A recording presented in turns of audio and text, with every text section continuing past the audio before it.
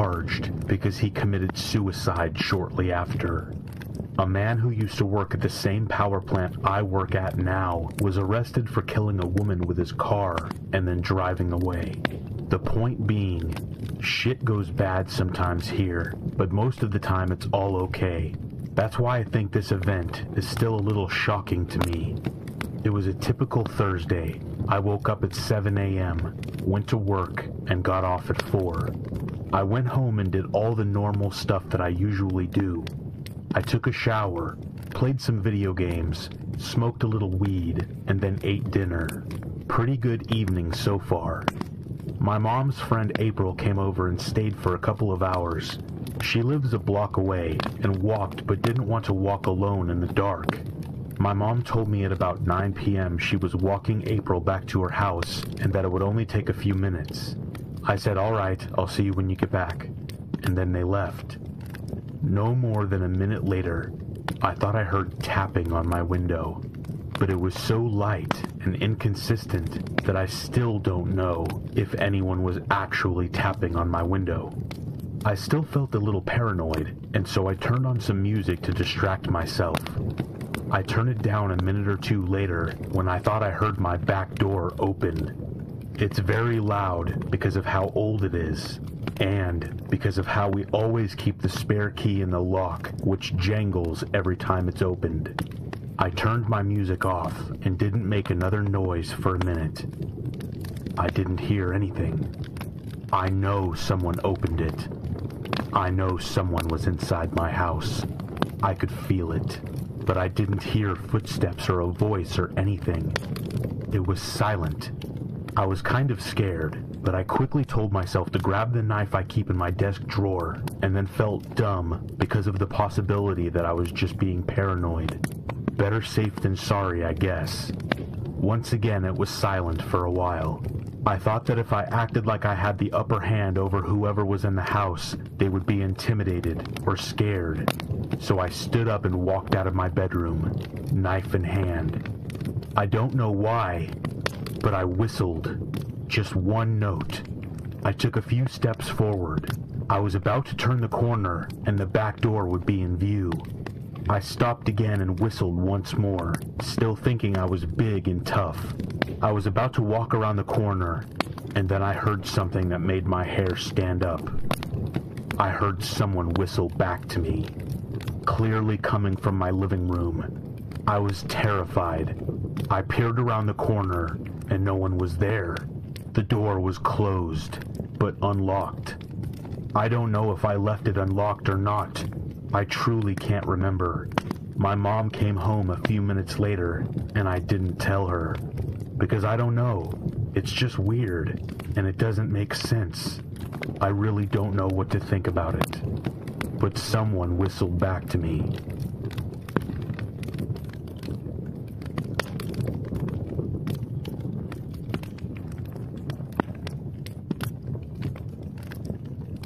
About 5 years ago, my husband Adam and I decided it was finally time to start looking to purchase a house. We had always talked about buying an old fixer-upper home because we've had the idea that they hold more charm and character. Plus, we can appreciate a place that has its own quirks, and we love the thought of turning something run down into something beautiful again. With that being said, I grew up in a pretty rural farming town in Indiana that had more than its fair share of run-down houses. The surrounding areas had started to boom a little bit, with farmland being sold off and turned into new factory locations, along with new subdivisions for the people coming to work for them. I thought it would be a great place to start on our house hunt. I figured we would be a lot closer to civilization than I used to be growing up, but not so much that we would be living a stone's throw away from our neighbors. Adam and I decided to take a drive one summer Sunday afternoon so I could show him some of the back roads of my hometown and to also see what some of the properties we checked out online looked like in person. As we were turning off the main road through town and further onto a more secluded country road, we noticed that the very first house on the left was completely abandoned. We pulled into a small patch of the yard, where the grass was shortest, and where a gravel driveway used to be, to further investigate. It was painted a deep green color, which made it almost invisible against the tall grass, sticker bushes, and weeds that had grown up around it. There was a massive tree in the front yard, and the branches and leaves helped to camouflage this place even further. The house looked as if it were at least 100 years old. It looked like it had sat empty for years. It looked neglected, weather-worn, and in need of some major love. In that moment, it was perfect. There was nothing but woods across the street, and no neighboring houses in sight. So Adam and I thought it probably wouldn't hurt if we just trespassed a little. I completely justified my reasoning by thinking, we're interested in buying this property. We're not here to cause trouble. We're doing someone a favor. We could take this burden of a house off of someone's hands. We just need to take a look around first, that's all. There wasn't any no trespassing signs anywhere, so I was perfectly armed with my newfound inflated ignorance and arrogance to assess the property.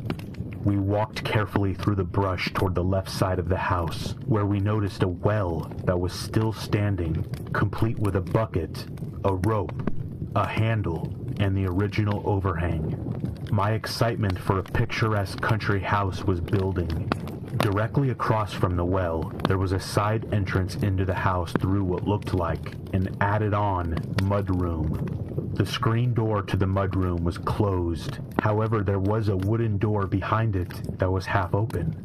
This was our not really intrusive because we aren't breaking anything to get in way of getting inside.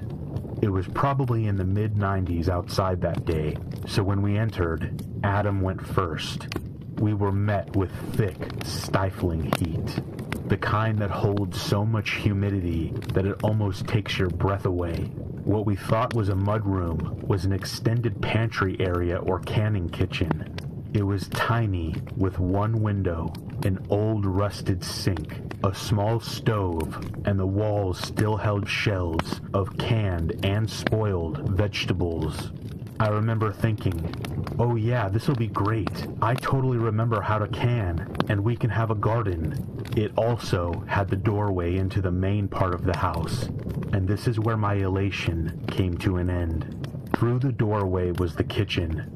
What remained of the cabinets and the sink were against the wall on the left, but they were either broken or hanging on for dear life, or both. The kitchen connected to a wide open living area, with one side having walls streaked with black that led up to a half-sunken gray ceiling. There had been a fire at some point. The windows on that wall were filthy, covered in dust or ash that made the room much darker than it should have been in the middle of the day. My heart sank. I knew we wouldn't be able to afford a costly repair of a house fire, but I kept that disappointing thought to myself.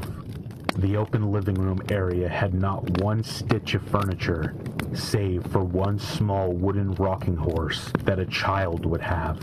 The floor was littered with magazines, as if someone had a giant stack of them and just threw them in the air to see where they would land. Curious as to what the former homeowners liked in regards to reading material, I decided to check them out. Almost every single magazine was related to dolls in some way. Porcelain doll collecting, Barbie dolls, making dolls by hand, clothing for dolls. I felt a little creeped out by it, especially under the surveillance of the rocking horse's dead, painted-on stare. But I figured that an old lady must have lived in the house before, and I created a self-medicating idea that her husband probably died, and this was the only hobby that she had to pass her time. We decided to check out another room that was connected to the half-burned living area. Through the doorway to the left was a weird combination of a molded, stand-up shower with handicap handles, and an assisted toilet next to it divided down the middle by a wall. On the right was a wall made entirely of built-in bookshelves. The shelves were full of paperwork, manila envelopes, books, and even more magazines. It struck us as a pretty weird setup, but thought these people must have really loved to read while sitting on the toilet. My husband and I thought we could find out who the previous homeowners were, since some of the paperwork on top of the stacks seemed to be old bills. If we wanted to look up property records, at least now we would have a name to go on. I grabbed a stack of papers and began to flip through them. When about halfway through, they changed from being old telephone bills to printed out color pictures from the internet of porcelain dolls.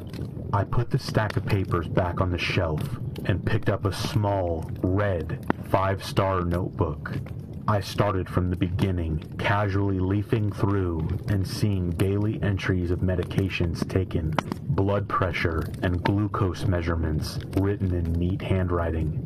About 20 pages in, the entries started to change entirely. They became crude drawings of twisted faces done in red ink. The faces had horns or bloody fangs. Then, full-on drawings of devils appeared in the pages after. I wanted to believe that a child had picked this up to doodle in, but I felt like this was something much different than that.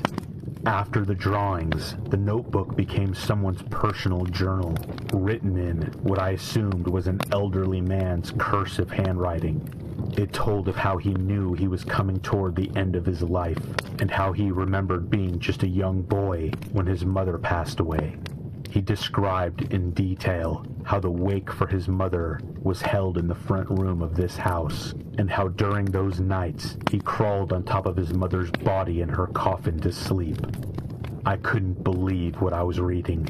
Even though I had been sweating from the thickness in the air, a sudden rush of goosebumps came over me.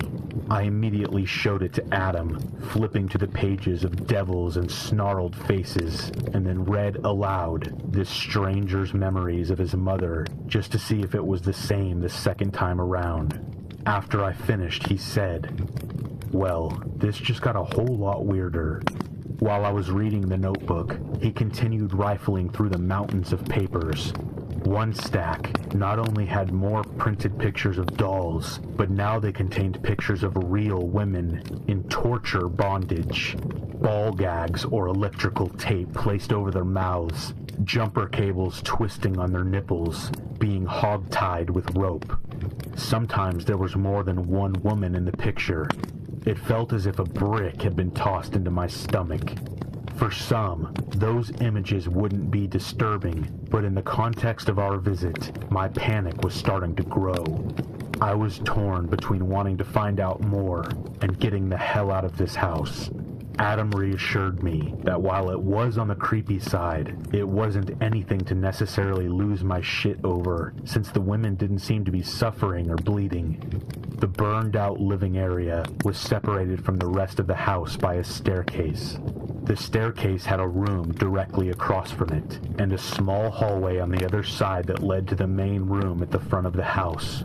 We debated on going up to the second floor, but decided against it, since it already felt as if we were roasting in an oven and were unsure of the stability of this second story.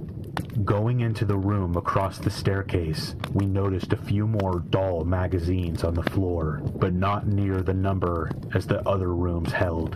There were scattered plastic doll pieces here and there, random arms and heads. To the left was the original fireplace with a couple tiny vases on the mantel. Smack dab in the middle was a framed picture of an elderly couple, smiling and happy. These certainly weren't the type of people that would have pictures of women bound and gagged, hidden away in their bathroom. These people could have been my grandparents, I thought to myself.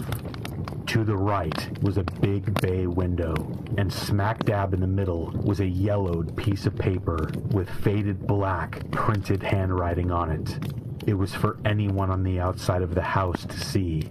Reading it backwards from inside, it said, "If you're here to talk about Jesus, go away." "That's kind of funny," Adam said after reading it for himself. "Yeah, it kind of is," I half chuckled. But something in my brain was now starting to nag me even more. Something wasn't computing correctly for me. Thinking back, my mind was putting together that an elderly couple in this town would more than likely be pretty religious, and by the super small chance that they weren't, it would have been gossiped about had someone seen that in the window. It was as if the house had held two very different personalities within. I told my husband that I just wanted to go into one last room down the little hallway, and then I would be very ready to leave. Going down the small hallway, it became darker and cooler. It was a relief from the oppressive heat that we had been dealing with since we first stepped inside. The shade from the giant tree in the front yard had blocked out a lot of the sunlight, making it about 20 degrees cooler. But we soon realized that wasn't the only reason this part of the house's temperature was much more tolerable. Rounding the corner into the last room, it took a few seconds for our eyes to adjust to the difference in light, but the change of the air was noticeable immediately. It was as if we had stepped into a cave. The smell was dank and left a dampness on our skin. Once things came into clear focus, that's when we saw it. The main reason our senses had shifted so quickly. The large hole in the floor. At first, we thought that perhaps the wooden floor was so weak that it had simply caved in on its own, or that the roof had leaked and caused this exact area of the floor to rot away, but not upon getting closer it became obvious this wasn't the case. The hole was about 5 feet across and went straight down into the earth, with about 2 feet of space between the remaining floor and dirt.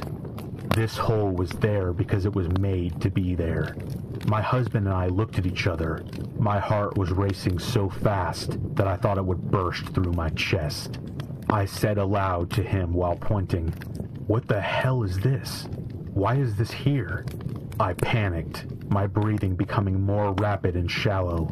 Nothing was making sense, and yet the thoughts that had been running in the background of my brain were all coming together like a jigsaw puzzle. And then we saw them.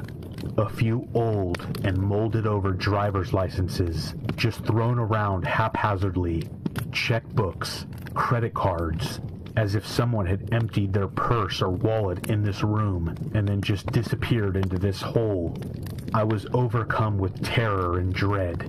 I had to get out of this house. My skin felt like static, as if my whole body had been taken over by the sensation of when your foot falls asleep. I had tears forming in my eyes, and my mind just told me to run. Without having to speak, Adam quickly took me by the arm and led us back down the hallway, through the burned-out living room and kitchen, out the side canning room and back out into the light of day. We ran back down the mangled and tangled driveway to the car. Remembering back on it, I get the eerie feeling that we weren't the only two people in the house that day. We drove past it about a year later, and the large tree in the front yard had all its branches removed. All of the windows had been boarded shut, and after doing some research, we found out the land it sits on is for sale. The house itself has been condemned.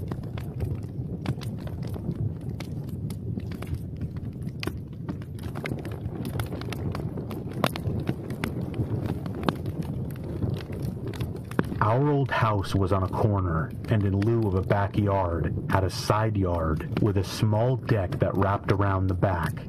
The dining room had patio doors that led out to the back, and we would have barbecues and such back there. When I was about 14 years old, we only had one desktop computer and one laptop for the family. My brother and I would fight over the desktop because that's where Diablo 2 was installed, so I would use the laptop to write music. On one particular night, my brother had a friend over, and they were downstairs doing whatever, and I was on the dining room table on the laptop. As I was wrapped up in my writing, I didn't pay much attention to my surroundings. I heard a knock on the patio door, which startled me. I looked up, expecting my brother or his friend to be standing there. But standing at the door and waving was a person wearing a Halloween pig mask. Thinking it was my brother or his friend, I mouthed, "Good one," and gave the person the finger, and they walked away. As soon as they left, I went downstairs to give them shit, and to my surprise and dismay, they were both sitting on the couch playing PlayStation. They swore up and down it wasn't either of them, and there was no way one of them would have had the time to get downstairs and take the mask off before getting on the couch. To this day, I have no idea who it was that knocked and waved.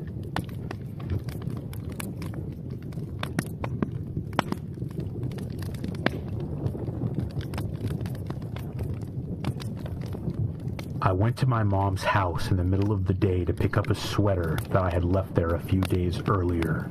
She was at work, but I often popped in to pick up something or leave her some vegetables from my garden while she was at work. When I walked in the door, there was an elderly man sitting at her breakfast table. He looked up and smiled at me, and I assumed my mother was home from work that day and entertaining a neighbor for breakfast. I smiled politely and said hello, and explained I was just grabbing a sweater. I then walked out the door and sent a text to my mom on my way to work saying that I'm sorry to have missed her and that I interrupted her breakfast company. She called me back freaking out because she was at work and had no idea who was in her house.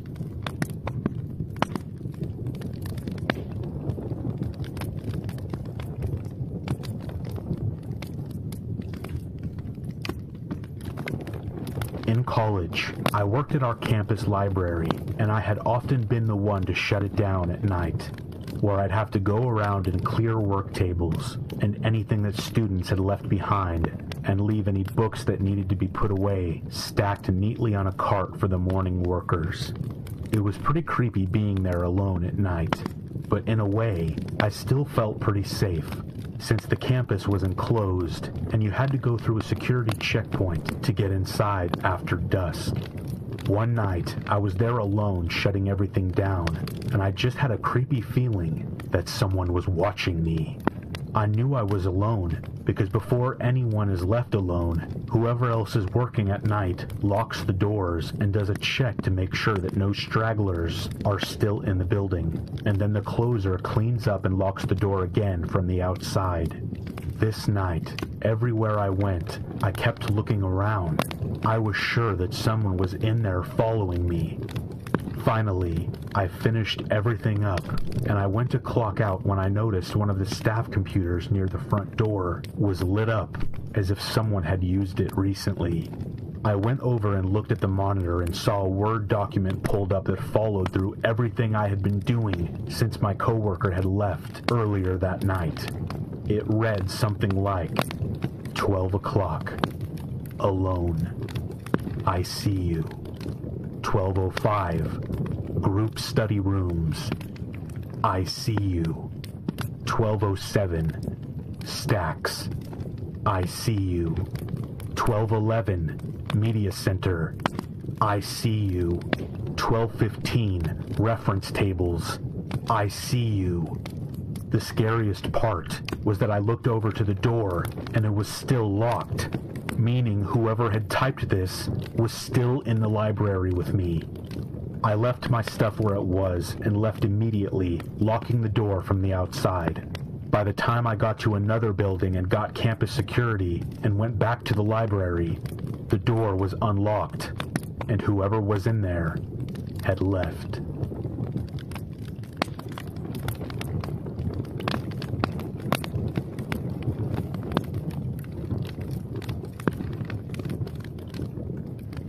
When I was a kid, my mom wanted me to go to the elderly couple that lived next door and see if we could borrow a few eggs from them so that she didn't have to go to the store. I knocked on their front door, but they didn't answer. I could see the old man standing in the living room through the window. I knocked louder on the door, but he didn't turn around. I thought maybe he just couldn't hear me because he was very old. So I turned the doorknob and it was unlocked. I walked in calling out for him. It was so strange to me that he wouldn't turn around until I got in the living room and saw that he wasn't standing there. He had hung himself, and I had been trying to get the attention of a hanging corpse for the last 10 minutes.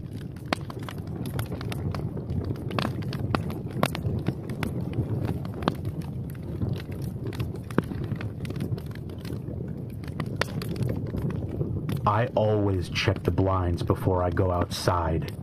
For years, people have made fun of me while they witness this, and my husband thinks I'm crazy. We live out in the country, and we've never had an issue with someone trespassing, but I still lean over every time I'm going out the front door and make sure no one's out there first. One night, I was about to go to bed when I realized I left my phone charger in my car.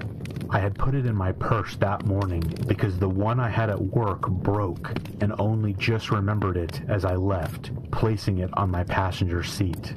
I needed to charge my phone, and I didn't have a reason to be afraid of the 10 yards from my front door to my car parked in the driveway, but I peeked out the window anyway. I was running on such instinct that my hand was already on the lock, about to flip it and open the door, when my brain registered that what I had seen wasn't normal. I shifted my weight back and looked again, squinting to see in the dim light by the garage we leave on all the time. I saw a man crouched down by the front door, holding a hammer. He wouldn't be visible from the little window on the front door. You wouldn't even see him until he was right next to you. I screamed for my husband and watched him book it down the driveway. I didn't see him get into a car, but he must have gone somewhere. We called the cops and they couldn't find any sign of him. We invested in some floodlights the next day, and no one made fun of my habit again.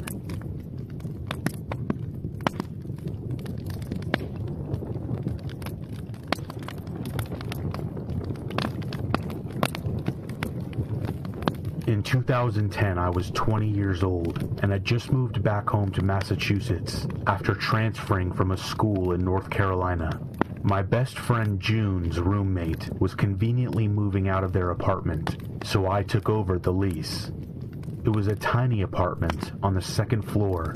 There were 4 apartments chiseled out of an old, large house, and the building was set back from a moderately busy intersection in a college area. Still, it was my hometown. The landlord used to be the mayor. I hadn't yet met any of the other occupants or neighbors, but that really hadn't even occurred to me.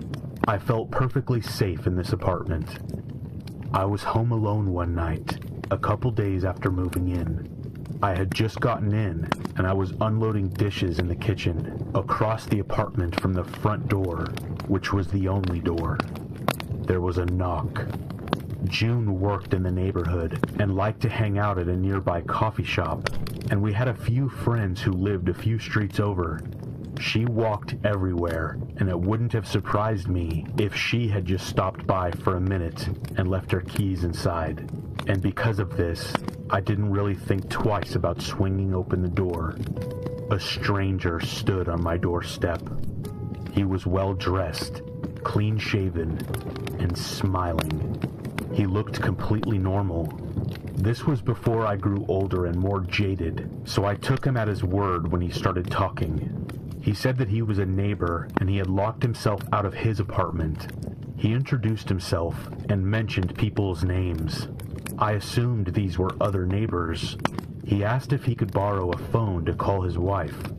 I said sure, and with him still standing in the doorway, I turned to grab my phone from the coffee table. I had my back to him for less than 10 seconds, while he came inside, sat on a chair right by the door, and shut the door behind him. When I turned back around and saw him, I was shocked. He reached his hand out for my phone, and like the shocked idiot I was, I instinctively handed it to him. Instead of hanging on to my lifeline, I handed it to some strange man sitting, uninvited, in my living room. I immediately began kicking myself and started to look around for things to use as a weapon. There was nothing except a small ceramic bunny sitting on top of the TV. While I was fruitlessly scanning for a weapon, he was calling his wife. He called her 3 times, but she wasn't picking up. After he hung up the phone, he asked if I could give him a ride somewhere. Since he had locked his keys in his apartment, he obviously couldn't drive himself. Immediately, I sprung into action, lying my ass off. Oh, well, my boyfriend borrowed my car to go to work, but he should definitely be home by now. He actually just lives up the street, so we can walk there now. I'll call and let him know that we're coming." I was petrified, but I somehow sold the story. Even though I was lying through my teeth, he reacted instantly and just how I wanted him to. "Oh no, that's okay. Don't want to bother you. Thanks anyways." He stood up in a hurry, handing me my phone back. "Have a good night." After he left, I had locked the doors behind him and calmed down a bit. I thought maybe I had been overreacting. Maybe he was just a severely nervous or socially awkward guy who really was locked out of his apartment. Maybe I was being too harsh in my assessment of him, but I couldn't let it go. This nagging feeling that something was not right, that I really had been in danger. I wanted to know for sure, so I decided to redial his wife's phone number. Instead of a voicemail, there was an error message stating that the number didn't exist. He wasn't calling anyone. I never saw him again, but he obviously wasn't one of my neighbors.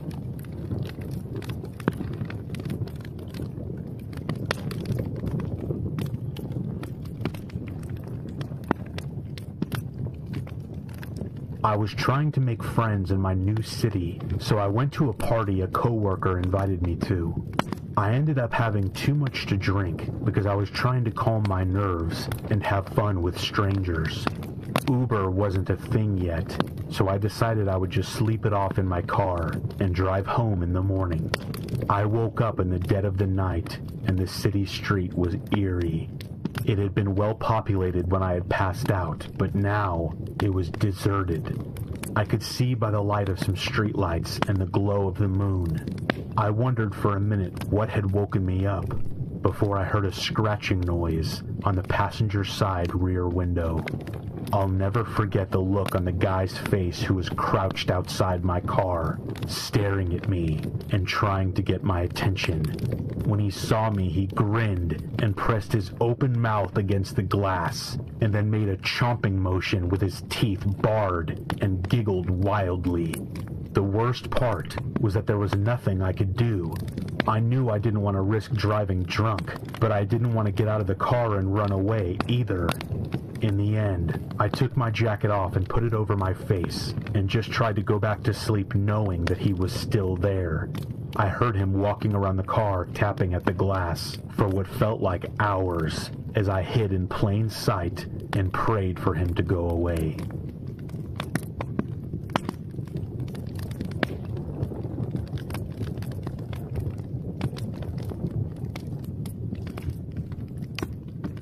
I used to live in a very beautiful but very rural community in Appalachia.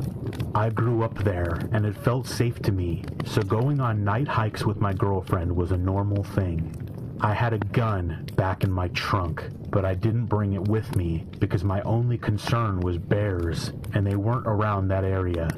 We had gone on this hike many nights before when the sky was clear and it wasn't that dark out, but for some reason, we both felt uneasy on this night. I kept hearing a little voice in my head saying, "Turn back." When we were about 3/4 of the way to our usual summit, I couldn't take it anymore, and I told her I thought we should turn around and go back to the car. Later, she would tell me that she had been feeling apprehensive all night too. She was as eager as I was to get the hell out of there. No sooner had we turned when we heard a blood-curdling scream in the middle of the dark. A second scream broke out in another location, and then a third, then a fourth, and then a fifth. All around us we could hear people hidden in the woods, only a few feet away, screaming at the top of their lungs in the dark. We ran out of there as fast as we could, totally full of adrenaline. I scoured the local paper that entire summer, looking for anything that would have made sense of what we experienced, but no one reported anything weird happening in those woods that summer.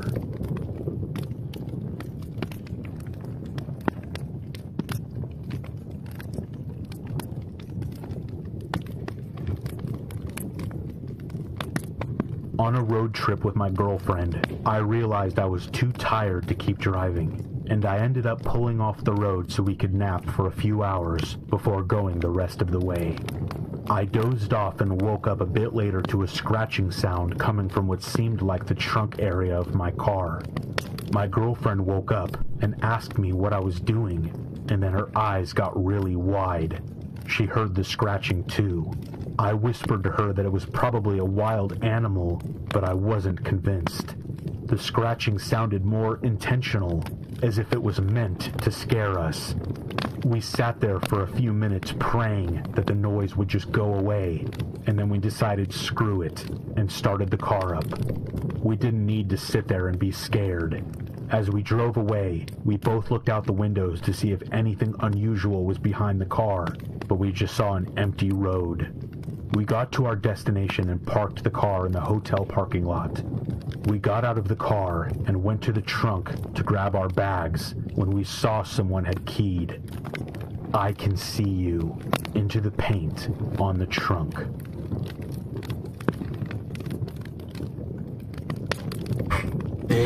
I didn't screw it. Started the car up. Sit there and scared. The most sickening feeling I got came from knowing the man must have been watching my house, waiting to see when I would come out and go for my daily jog just before dusk. I wondered how many days he had been watching me to know that the house would be empty at that time, and the window he used to break into my house would be optimal in that 20-minute sliver of time. It took me a few minutes to even figure out what happened when I got home. My heart was already pounding, my body coated with a cool sweat, and my mind racing before I even saw the broken window in my laundry room. Tucked in the far corner of the house with a floor-level window, it was the perfect entry point. I wondered if the intruder had already cased my house a couple of times, probably when I was still home or sleeping in the middle of the night. Not sure why he thought my house was a particularly attractive target. I have almost nothing of value, and I'm a very obviously modest person. What happened was a burglar broke into my house, stole some of my fake jewelry, and an old bottle of antibiotics, and a broken iPhone. All in all, the value of the loot taken was probably just over $100 tops. What they accomplished was shattering my soul and trust in the world more than anything else. As they say, the best things in life are free.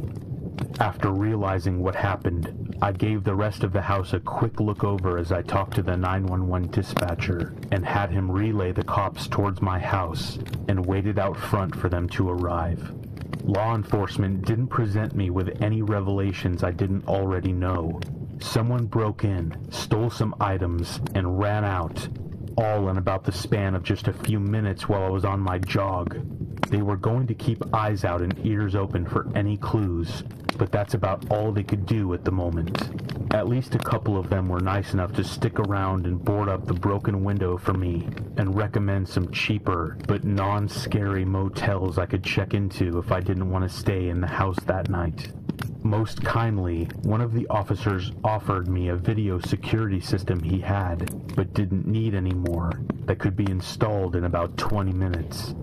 He said it was basically a glorified baby monitor, but it was great to keep an eye on your place when you weren't there, and to place prominently next to your biggest floor-level window to scare off anyone sizing up the place. He ran home, brought it back, and hooked it up in my house while some other officers patched up the window. I thanked them for the repair work and turned down the motel idea. My boyfriend Jacob would be over in an hour or two, and that was enough to make me comfortable enough to stay in the house that night. I knew it was just some desperate tweaker, willing to bust in for $100 worth of stuff, and wouldn't come back again. The police confirmed as such. I just asked if one of them could park out front until my boyfriend got home, and they agreed. Jacob arrived around 9 p.m., and the night moved on. I told him all of the details, and he didn't seem to be particularly concerned. He agreed with my tweaker assessment and kept his hunting shotgun right next to my bed in case the person decided to come back. It wasn't easy, but I was eventually able to fall asleep. I got a few hours of the sweet embrace of slumber before the quick thumb of a text message sliding into my phone shook me awake. I groaned and walked to the bathroom to relieve myself.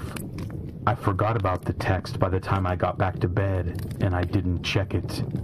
I wish I had. I checked the text message first thing in the morning. It was from my mom. I had avoided telling her because I knew she would freak out and drive all the way from Sacramento in the middle of the night to comfort me, when all she would do was make me more scared. Apparently, Jacob had posted a photo of his shotgun resting next to the bed with a little bit of the story next to it. My mom saw it on social media and started texting me at 1 a.m. Her first text was actually very helpful and something Jacob and I should have thought about the night before. I saw Jacob's post about what happened. I'm so sorry. Did you make sure the police checked every single inch of your house to make sure the guy isn't still there? My mom actually had a great point. I never even asked the cops how much they scoured the house. They just said he ran off sometime before I got home, and that was it. Jacob and I never did a great job of checking either. I woke up Jacob and told him we needed to search everywhere in the house. He was tired and unhappy, but agreed to do it, with shotgun in hand. What we found underneath my bathroom sink horrified me. There was a large cabinet directly underneath the sink in the bathroom in my bedroom, about the size of a washing machine. I never even thought about it until now. I casually pulled the cabinet open, almost as an afterthought, and was immediately overtaken by the hideous scent of male BO. I started coughing, almost vomited, as I looked away and connected my eyes with Jacob, who had a look of alarm on his face that I had never seen before. I followed Jacob's eyes and the stench to the space below the sink, where I saw a filthy jean jacket, what looked like human excrement, and the bottle of pills which had been missing. We called the cops and had the house 100% searched. Nothing turned up, but the cop who gave me the video system pointed out that we should review the footage to see if it showed anything. Jacob and I watched the footage on my laptop with a few cops hanging over our shoulders. I was almost frozen in fear, despite the amount of armed men in the room, whose job it was to protect me. We had set up 3 cameras, so we had 3 different shots that we could watch at once. One from my bathroom, one in my bedroom, and one in the living room, which feeds out into the front driveway of the house. I could feel the heart of even the largest cop in the room stop as we watched the footage. It started with the camera set up in my bedroom. The angle the camera provided showed my bathroom through the open door. The timestamp said it was just after 3 a.m. when movement finally started to happen while Jacob and I slept in our bed. We watched in horror as a dark figure of a man stretched himself out from underneath the bathroom sink and then took a moment to steady himself in the bathroom. He then slowly walked into our bedroom. The camera set up on my bed provided the perfect vantage point to see him as he walked right to my bed where Jacob and I were sleeping. We got the slightest glimpse of a round face encased by the hood of a sweatshirt. The man in the hood stopped right at the foot of our bed. He stood there for a good 20 seconds, staring at Jacob and I as we slept, and then he walked out of the bedroom door. We watched the intruder simply walk out the front door at that point. He even locked the front door on his way out. The whole thing had a slight feel of politeness to it, but it was in no way friendly. It would have been much better had the intruder rifled through all of my stuff, stolen my things. Almost even better if he had attacked me. Hiding under the sink where I had brushed my teeth and washed my face just a few hours before, and then walking away long after I had gone to sleep, was the worst thing he could have done. The whole thing felt much more personal than opportunistic. Maybe that was his plan. I never stayed another night in that house. I moved a couple of towns over into a secure apartment building with heavy security, but still could never sleep easy at night, even if Jacob and his shotgun are by my side. I have done my best to fight through it. My apartment had a little compartment beneath the sink when I moved in. My first night in the new apartment, I had Jacob come over with tools from work and take the doors off. I feel a certain comfort each night when I am able to kick my feet into the now open space while I brush my teeth. It does just a little bit to calm my nerves, but I'll never quite be the same.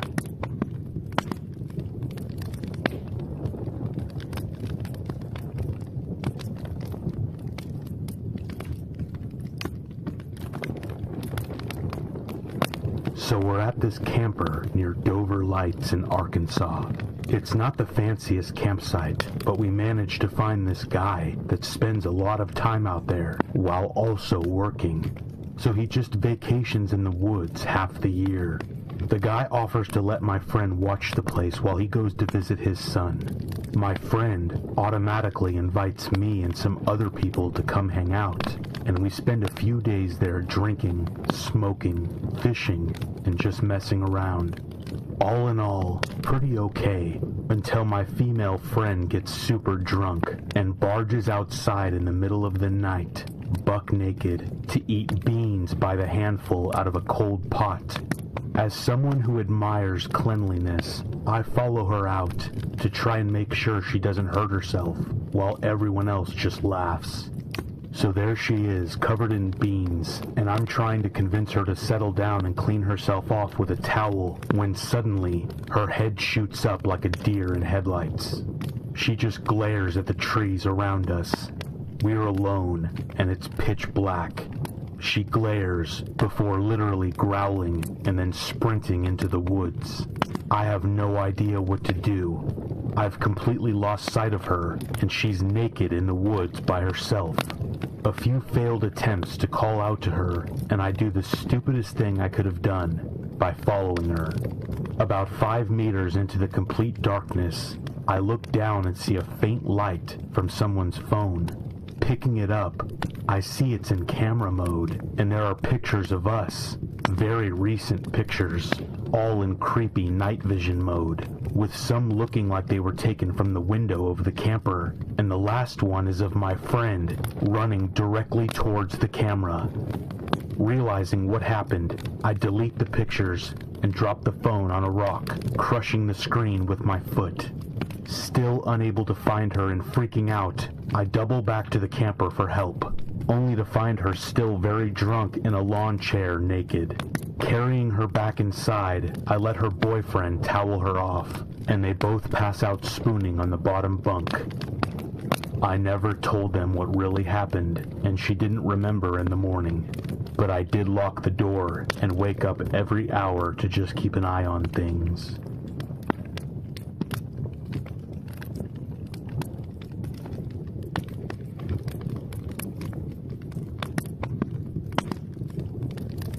My brother and I would go to our dad's house for the weekend visit.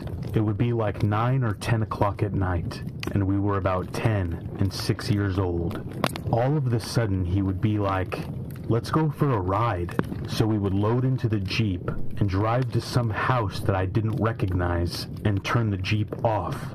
He would tell my brother and I not to move and to not make any noise, and that he would be back.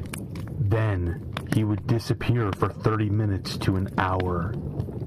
The weirdest part, they were all different houses.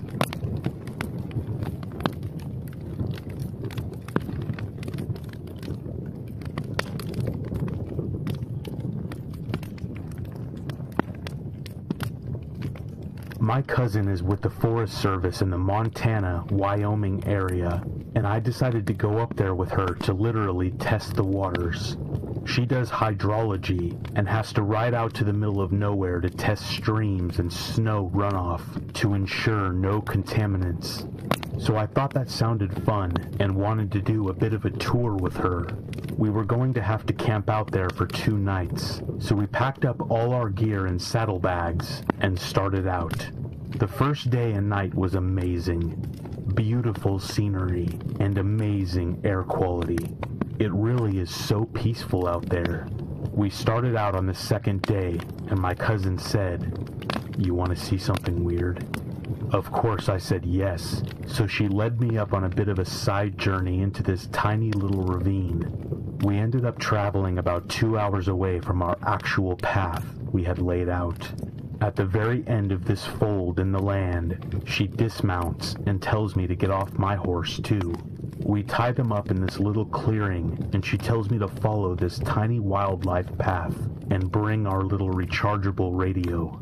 It is one of those that you can plug in or wind up, and it also acts as a lantern if you really need it to, but that kills the batteries very quickly. Out in the middle of nowhere, there is a huge coil of wire sticking out of the ground. The wire itself was not weirdly large, like some buried transmission wire, but small, like 10 or 12 gauge wiring for a house.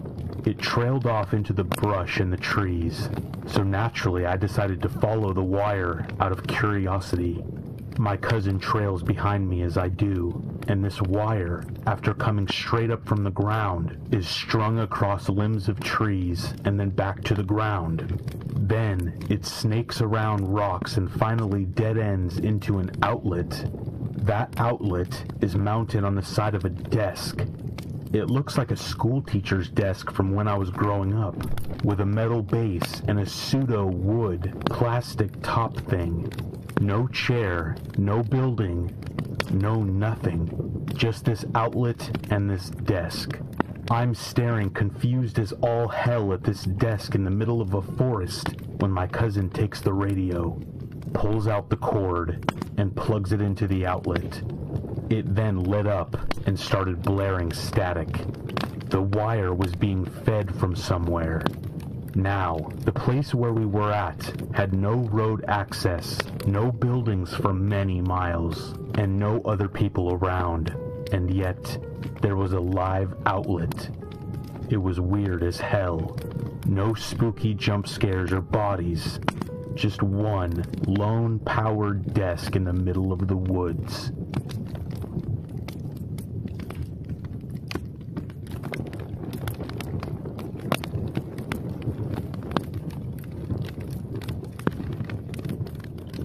There's an abandoned insane asylum in Northville, Michigan that my friends and I explored 3 times. This is the story of the 3rd time and the final time that we ever broke in. I still get chills every time I remember this night. The first 2 times we went, the asylum was actually more interesting than creepy to explore. Both times we happened to run into very friendly people there. The first time we ran into another group of high school kids. Scared the crap out of them at first. The second time, we met a couple stoner Vietnam vets that gave us a tour of the place. It's an entire complex complete with underground tunnels, a morgue, and lots of files and things from the 50s. This time, however, we were alone and only had 2 flashlights between 3 people. Much like the guy with the story about the World War II base, the echoing footsteps sound like they're coming from behind you, and always seem to take one more step after you stop. So after exploring much of the asylum like this and being considerably creeped out already, we decide to head to the main building. It's about 18 stories tall, and the view from the top is pretty cool because it's by far the tallest building anywhere remotely close, and you can see Detroit from up there. We're nearing the top of the seemingly endless stair corridor when the girl that's with us freezes and whispers for us to stop. "I heard footsteps," she whispers. I tried to tell her it was just our footsteps echoing, but when both of them made me shut up and listen, I could hear it as clear as day. The unmistakable sound of footsteps coming from the top floor. Now the building is tall, but very small area-wise, so we were very close to the sounds. Still standing on the stairs, we whisper amongst us about what we're going to do.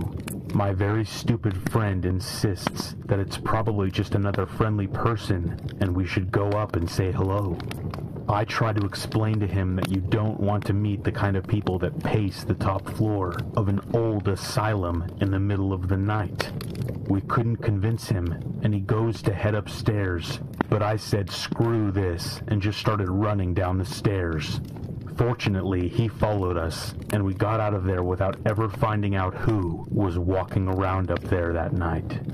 To top it all off, a cop passing by on the road spotted us after coming out of the building, and we had to run into the asylum complex to get away.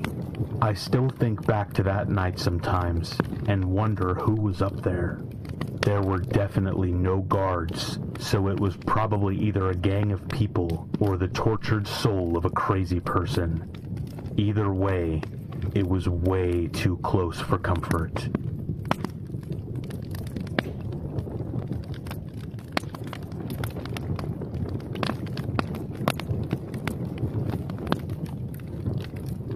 I woke up from a nap to the sound of my girlfriend sobbing somewhere else in the house.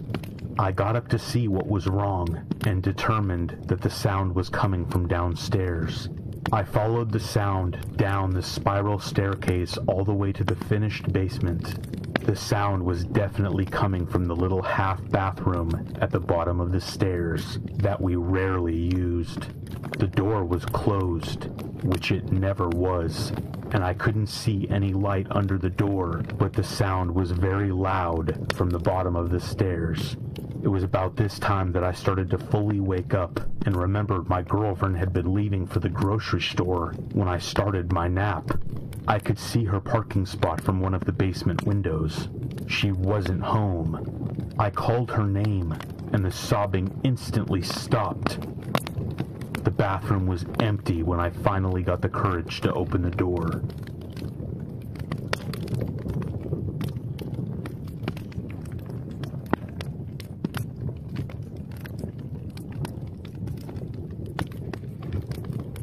There used to be an abandoned rubber factory on the edge of my town before it was torn down a couple years back. I went there once and tried all the doors, but they were barred. But I did find a crack in the concrete wall around the back that was just big enough to slip through. The inside was really neat. There were abandoned boats that must have been in storage for decades. A bunch of old conveyor belts and factory equipment. All kinds of drug paraphernalia.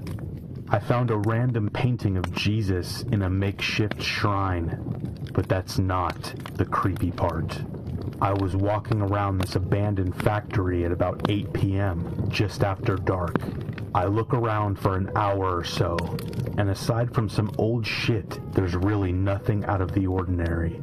Then I hear music start playing. Something sort of bluesy, somewhere in the factory. I'm not easily scared, and I kind of wanted to figure out what sort of freak was listening to old records in an abandoned factory, because honestly, that's something that I would do. I tracked down the noise after about 5 to 10 minutes, and it's in this room in the basement that has the doorway covered with a tarp. I go inside, and the room is a huge contrast from the rest of the dingy, dull, old factory. The walls were bright purple, and the room was warm, like there was a space heater in it, whereas the rest of the factory was freezing. There's a cassette player on the floor playing a song, which I later tracked down to be Eleanor Rigby by the Beatles. But I never found out what the other songs were, and a bunch of papers taped to the walls that all say, "She gotta run, she gotta run, she gotta run." If I were to guess, there were at least 100 sheets that said the exact same phrase, just plastered on the walls and laying on the floor. There was a chair that looked like it had been detached from a school desk in the corner, and a statue of an animal that was really badly chipped and burned, like someone was trying to destroy it. There was also a stack of VHS tapes that had names of women on the sides.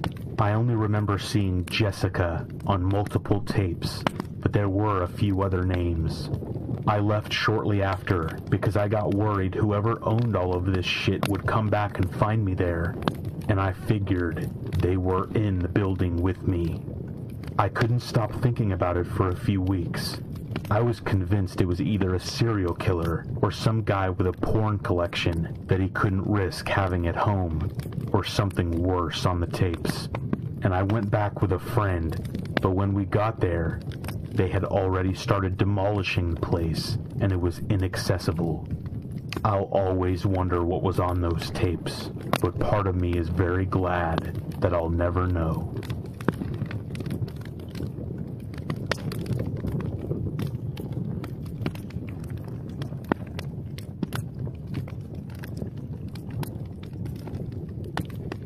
I recently moved into a big house, just temporarily.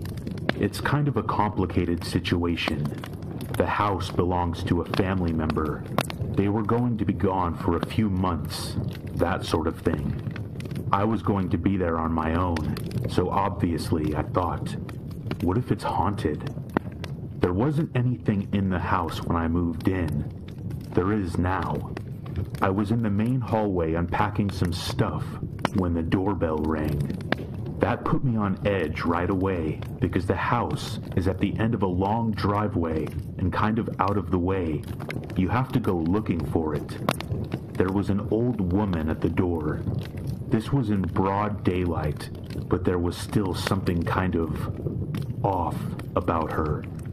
She was really tall, like a full head taller than me, and I thought there was something weird about the way she looked. It was like none of her clothes fit her properly. She took my hand and smiled really wide and told me that she was from the neighborhood council or something like that, and asked if she could come in and talk to me. My gut reaction was to say no, but I couldn't really think of a reason to. She was just an old woman. What was she going to do? I really wish I had just slammed the door in her face. I brought her into the living room, and she sort of tottered behind me, like her feet didn't fit into her shoes properly. She sat down without asking, and grinned at me until I took a seat across from her. For about a half a minute, she didn't say anything, just smiled, and stared at me while it got increasingly awkward. Just as I was about to break the silence, she fished in her pocket and pulled out this really big, old-fashioned sweet, the type that comes in that see-through wrapping. Here, she said. Eat this. I should probably point out here that she spoke really quietly, so it was difficult to hear anything she said. I accepted the sweet, kind of taken back, and unwrapped it. It was dark red, almost black. I popped it in my mouth because she was still grinning at me and nodding her head. Have you ever walked around behind a supermarket where they keep the big bins? They throw meat that's gone bad in those bins. Imagine that rancid smell, but on a hot summer day. It's so thick you can almost feel it in the air. That's what the sweet tasted like. I almost spit it out onto the floor, but wanting to be nice made me chew the thing and force it down my throat. The woman was talking all the time, but between the taste and her quiet voice, I barely heard her. My mouth tasted like rotten meat, so I politely told her I was going to go get some water and ran into the kitchen. When I came back, she was gone. I had been in the kitchen for less than 30 seconds. My first reaction probably should have been to assume that she went to the bathroom or had to leave in a hurry. Instead, I searched the entire house. I went through every single room, convinced I was going to open a closet or look under a bed and see her stuffed in there, grinning at me. That didn't happen, obviously, but I was still extremely on edge as the sun started to go down. I felt like I was turning off the light in my bedroom after spotting a giant spider in there. That night, I propped a chair against my bedroom door because I just couldn't shake the feeling that the woman was still in the house somewhere, hiding. I woke up at around 2 in the morning and heard creaking floorboards downstairs. It was an old house and unfamiliar. I kept telling myself that until the noises stopped. When I woke up the next morning, there was a red sweet on the living room table. I'll tell you the same thing I told the police. No, I can't be absolutely certain that the sweet wasn't there the day before. Maybe I had just overlooked it, but I didn't think so. They told me that the organization the woman claimed to come from didn't actually exist, and clearly thought I was wasting their time. After they left, I searched the entire house again, and then the grounds. Then I searched them again. By the time I was finished, I had managed to calm down a bit and looked at the situation rationally. The woman probably left the suite there the previous day, and I just didn't notice. I had searched the whole house twice now. There was nowhere she could possibly be hiding. She was probably just some doddery old lady who wandered off while I was in the kitchen. As I prepared to go to bed, I had managed to fully delude myself into thinking nothing strange was going on. I decided not to do anything childish like blocking my door, because what was I afraid of? Even if she somehow was still inside the house somewhere, what was she going to do? At some point in the middle of the night, I woke up abruptly, knowing in the back of my mind that something was wrong. I guess I must have heard something in my sleep. I turned over onto my side and reached out to turn on the bedside lamp, groping around because I was in an unfamiliar room. When the light came on, I saw the old woman standing right next to my bed. I only got a glimpse of her because as soon as I screamed, she scuttled backward out of the door really fast. I only got the briefest glimpse of her before she vanished into the unlit hallway outside my door. I now believe that the human brain has a special compartment for dealing with experiences far outside of the realm of the natural. If I had woken up to find a burglar in my room, I probably would have gone numb with panic. If there was a lion at the foot of my bed, I would have been too paralyzed with fear to do anything. But as soon as the woman was gone, that special compartment took over. I jumped out of bed and slammed the door shut, then shoved a chair up against the handle, and then dashed for my phone. No signal, no internet. I later found out there was nothing wrong with the phone or the local service. I think that she was interfering with it somehow. The drop from the bedroom window wasn't too high. If I landed just right, I would probably avoid injury. But what if I sprained an ankle or broke my leg? I had a sudden vision of pulling myself across the dark garden while the woman sprinted after me, and decided I didn't want to risk it. That gave me two options: wait out the night in my bedroom, or try to get out of the house now. I went for the second one. I was thinking that my flimsy barricade wouldn't hold if the woman decided she wanted back in.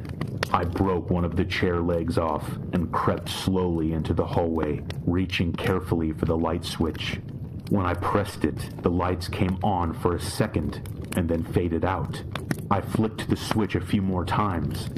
Nothing. Some gut instinct told me she was sabotaging them somehow. I used my phone for light as I slowly, quietly crept along the upstairs hallway and down the stairs.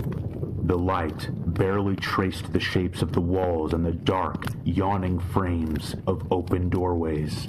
I jumped at every single shadow and unidentifiable shape, certain that at any second that grinning face would appear out of the shadows. I got downstairs and to the front door. I had double locked it and put the chain in place. Just as I was reaching for the first lock, I heard rapid, uneven footsteps at the top of the stairs, approaching swiftly. I undid the first lock. A high-pitched shriek came from halfway down the stairs, and I screamed as I undid the second lock and wrenched the door open. It stuck fast. I had forgotten the chain. I glanced behind me and saw the tall, spindly shape of the woman half running, half falling down the stairs toward me, her head lolling backward and her mouth hanging open. I can't even remember getting the chain off. I might actually have just yanked the door open so hard I broke it. In any case, the last I saw of the woman was her face, inches away from me, as I slammed the door shut. I sprinted to the nearest house and eventually they called the police, possibly because I was half delirious with fear and babbling incoherently. The police once again failed to find anything unusual.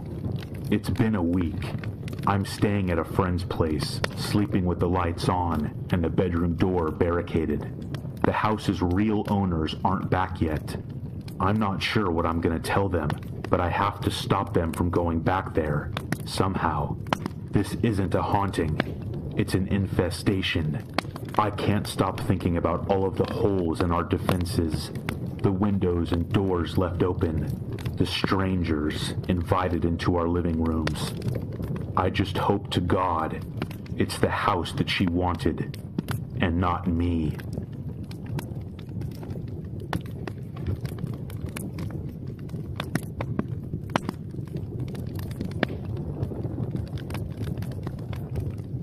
I was about 15 minutes from finishing the night shift at work when there was a massive crash on one of the windows in the office.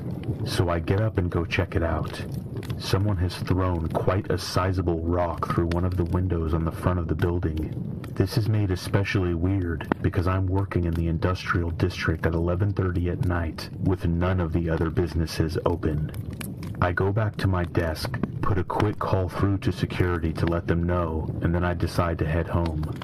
As I'm leaving the building, I'm freaking myself out about it more and more, and end up running to my car, getting in, and taking off as fast as I can. I'm almost home, and I've started to calm down a bit when I realize that I didn't unlock my car when I got in. It had been unlocked the whole time. I do a quick check with my hand in the back seat, but there's nothing there. Fast forward 30 minutes. I've called a friend of mine who says he is out drinking at a bar nearby, so I decide I'm going to go join him. I jump on my bicycle and start riding over. I'm riding along the road on my bike. It's a nice night, and I'm in no big rush, just enjoying the moonlight, when I hear someone riding behind me. I straighten up and stick to one side of the road. He passes me really slowly, and when he is right beside me, he shoots me a smile that I can only describe as purely insane. I kind of flinch and am taken back as he rides on. That's when I realize he is riding my mom's bike. Needless to say, I turned around and went home, and when I got there, sure enough, her bike is missing, and one of my car doors is open. This person was crouched behind me the entire drive home.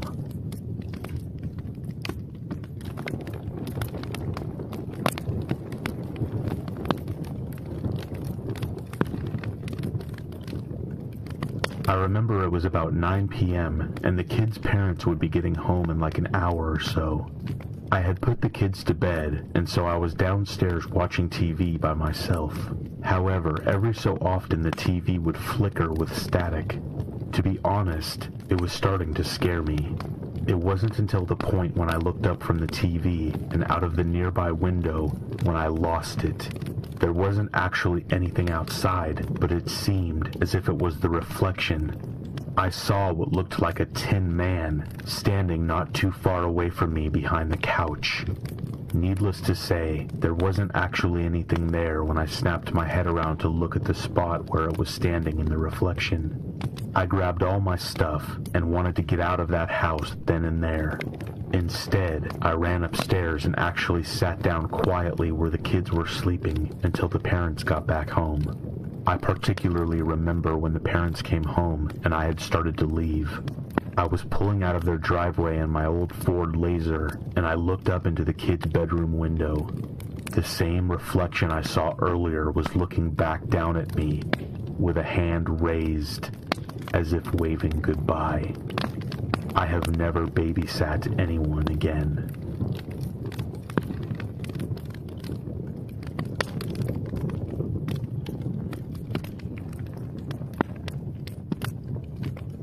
I worked at a women's clothing mail order catalog call center.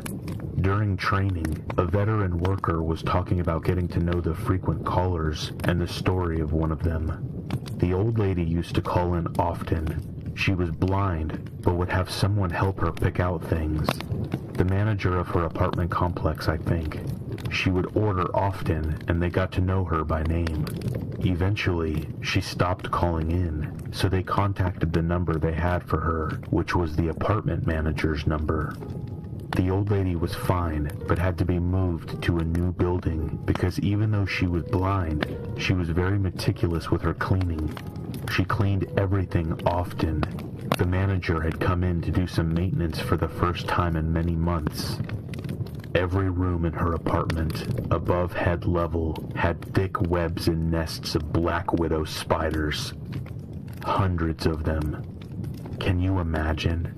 An oblivious old lady walking around blind in a house she thinks is spotless, but there is a soul-freezing nightmare swarming all over the ceiling.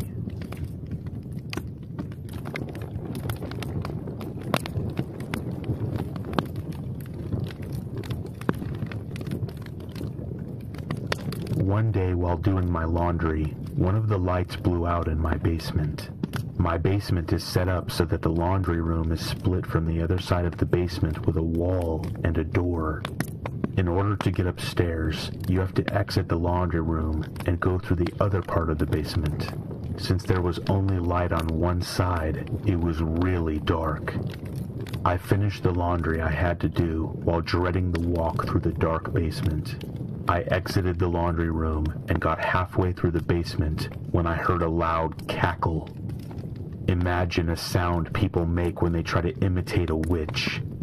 Take that and imagine that the witch had been smoking for 50 years, making her voice deeper and hoarser. That is what I heard, clear as day, right behind me. I did not look or hesitate.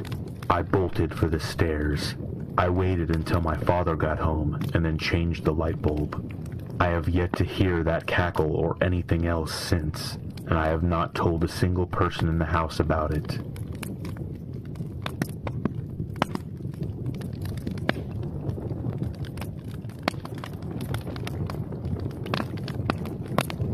About 30 years ago, my mom went on a blind date. Her date took her to a restaurant, and although he was nice enough, she just wasn't into him. Not even halfway through the meal, she was already thinking of ways to leave early. The waiter could tell. While my mom's date was in the restroom, the waiter approached her and asked her if she was okay. She explained that she was on a blind date and not having much fun. It turns out the waiter was just about to get off work. He offered to give her a ride home if she waited another 10 minutes. She considered it and was about to say yes when her date came back from the restroom. She gave a subtle head shake, no, to the waiter, and then smiled. She and her date finished their meals, and then he took her home. The next night, my mom was watching the evening news. A story comes on about a woman being raped and murdered behind a restaurant the night before. The restaurant was the one that she had been at. They showed the murderer's picture. It was the waiter.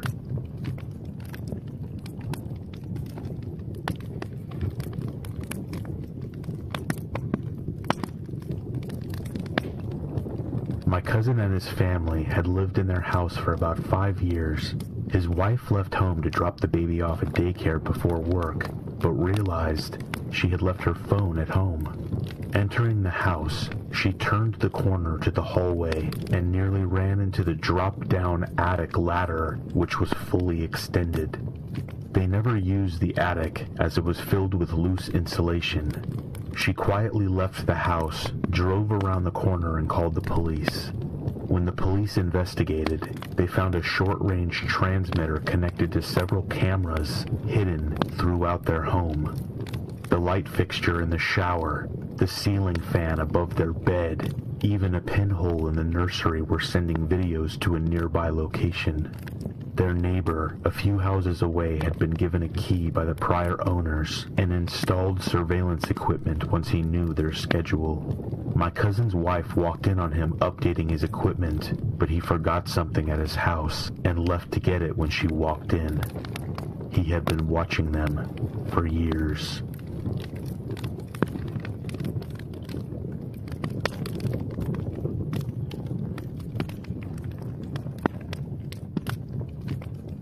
My grandpa worked night shifts, so my grandma was home alone most nights. Her sister-in-law, Rose, would randomly come over to keep her company. My grandma decided to go to bed early one night. Rose came over that night to see how she was doing. She went to my grandma's bedroom after calling for her with a reply of, "I'm in bed, just come in."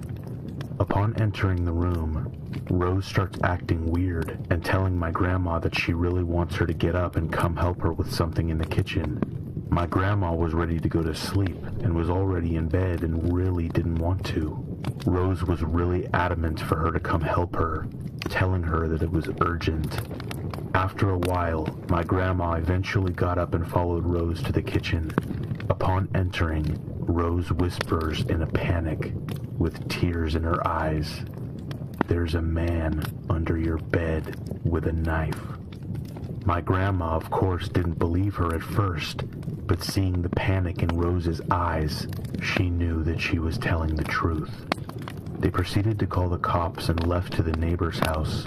The cops came and found a man hiding in the closet with a butcher knife.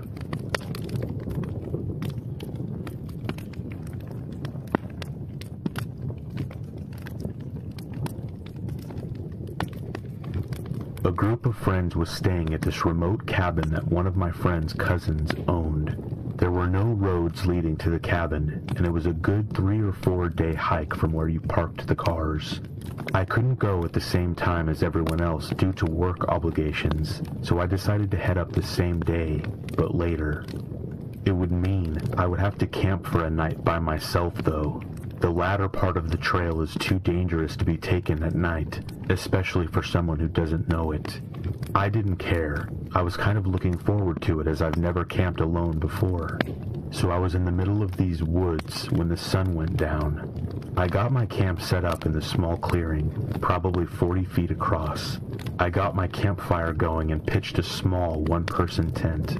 I did all of that camping stuff like cooking hot dogs on a stick over the fire and made some s'mores.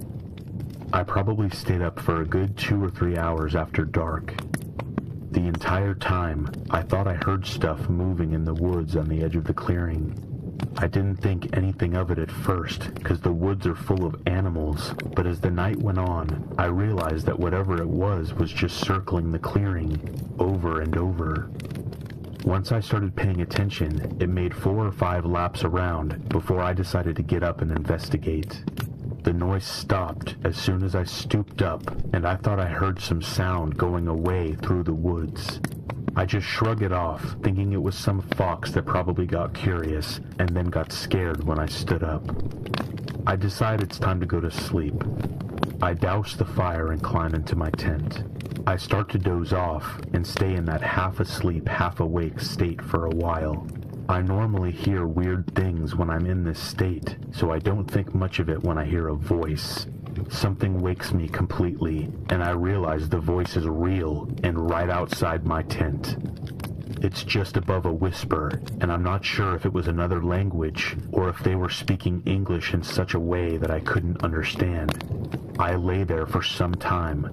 I don't know how long, listening and waiting for something to happen. There is just enough moonlight to light up the walls of the tent, so I can see when a hand presses onto the wall of my tent down near my foot. This freaks me out and I sit up quickly. Whoever was outside of the tent disappeared. I could hear them running full sprint through the woods. I get out of the tent and shine my flashlight around and I see nothing. I was expecting there to be a bloody handprint on the tent, but there was nothing. I didn't sleep that night. I packed up my camp at first light that morning and booked it to the cabin.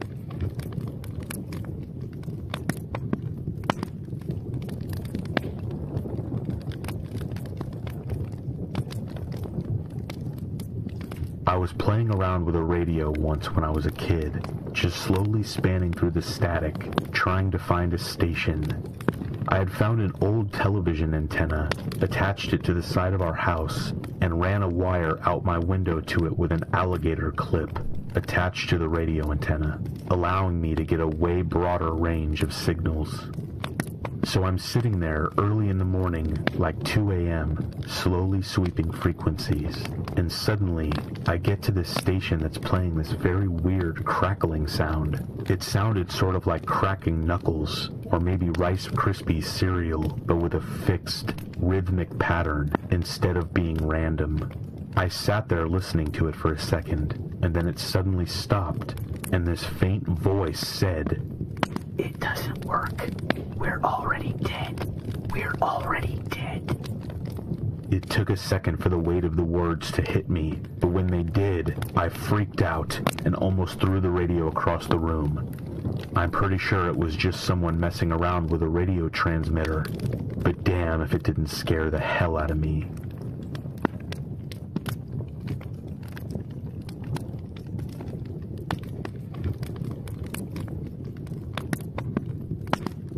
About 5 years ago, my mom started dating a guy she met on a dating site.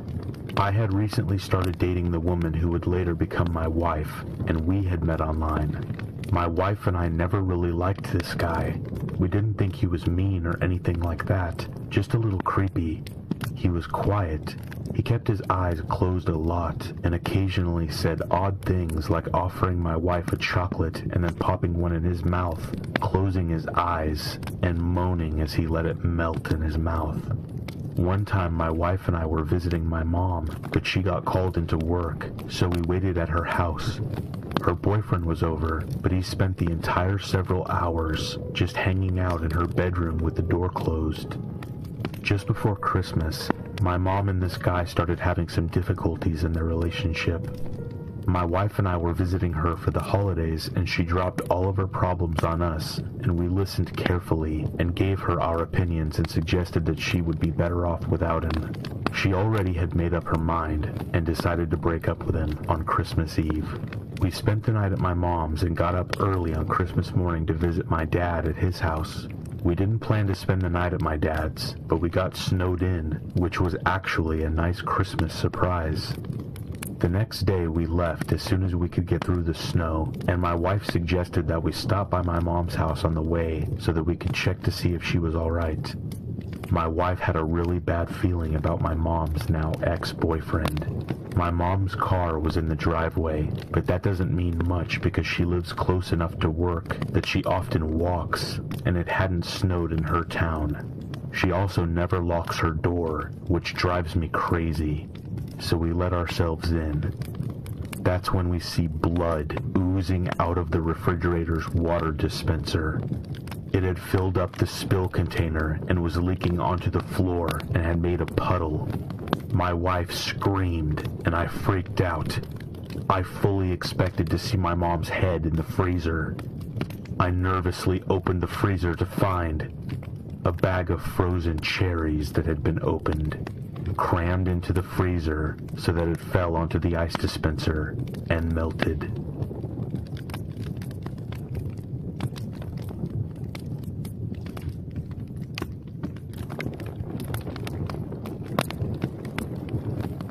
A few years back, I rented an apartment from a friend of mine. He had recently bought it and had it completely renovated. He put it up for sale but couldn't find a buyer, so I offered to rent it in the meantime. After moving in, I realized there was something wrong with the lady next door. She was about 45, but looked much older. She would sit up all night listening to Christian radio shows and talking loudly to someone. It got to the point where I couldn't sleep, so I went over to her place and asked her to keep it down. She opened her door, and I got a quick peek. Her walls all had crosses painted on them in different colors, and words like Jesus and angels scribbled everywhere. The windows were painted black, letting no light in at all. It was damp, Yellow, stained 50-year-old carpets, dog crap and cockroaches everywhere. No dog, though. I asked her to please keep it down. She just looked at me and shut the door. Then she turned up the radio even louder. The next night, I had my girlfriend staying over. I wake up in the middle of the night and see a shadow of a person next to the bed looking at us sleeping. I think I'm hallucinating, as I usually do in the dark when I'm sleepy, but then the shadow starts talking.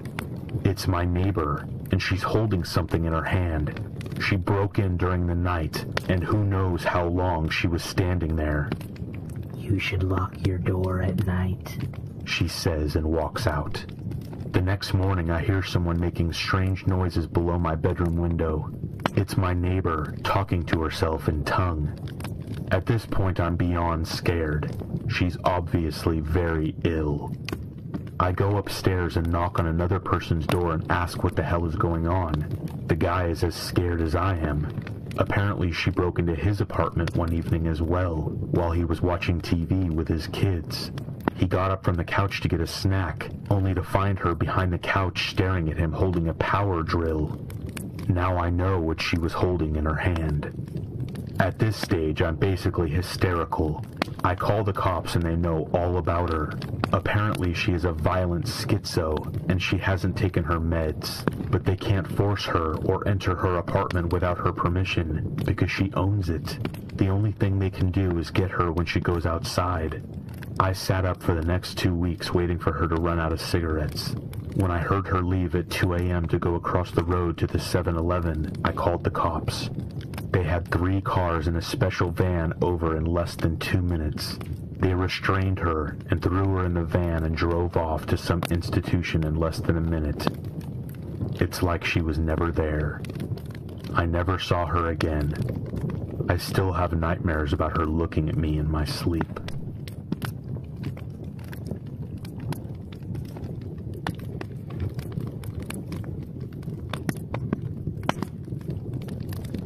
This happened to me when I was about 8 years old, and it still scares me to this day. One evening, I went to let my dogs in from the back garden at around 9 p.m. It was pitch black, so I quickly opened the door, and my dogs came bounding in. As soon as they came in, I locked the door, and at this moment, a person on the other side pulled the handle down trying to get into my house. We had a glass door, so even in the dark I could see the outline of a man standing there. I ran to my dad, and he ran into the back garden after this man and saw him running down the road. Since then I have closed and locked all doors at the speed of light.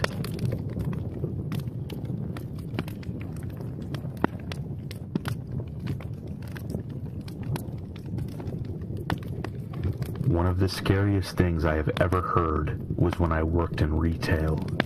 The store I worked at used to do layaway, and that was where I worked. Right by the layaway counter we had 3 bathrooms, a men's multi-stall, a women's multi-stall, and a family bathroom. Only the family bathroom had a door that locked. All the others had a push-pull swing door. I was in the back cleaning up when I thought I heard screaming, so I walked out front by the counter. I heard more screaming. I was not sure at first where it was coming from. I ran and checked the men's and the women's bathroom, and they were empty, and I still heard the crying and screaming. It was coming from the family bathroom. I banged on the door, but the yelling and screaming and crying kept going. I called for a manager because I had no way of getting in the door since it was locked. This whole time there is still screaming. After several attempts of trying to open the door, we called 911. We had no idea what was going on, but it didn't sound good. It went on for about 15 minutes at this point, although it felt like forever.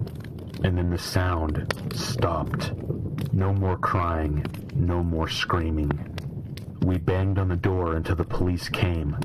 When they finally did, they had to kick the door in since we had no key. As we all stood around and looked in, all we saw was blood all over the place. We were not really sure what happened at first, but the police told us to back up, and that's when they pull out a lady covered in blood. We all just stood there in shock. She was not moving, and we thought she was dead. They took the lady away. We all had to give statements. This story is not scary in the ghost sense, but for that to happen right behind the door and not know what is going on and the utter feeling of helplessness was very scary to me.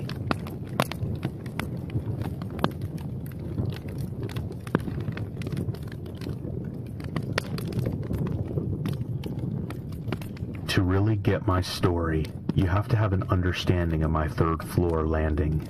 There's a single set of stairs that lead up to it. Once on the landing, it's a T-shape with an office on the left, my bedroom to the right, and straight ahead is a bathroom with a shower.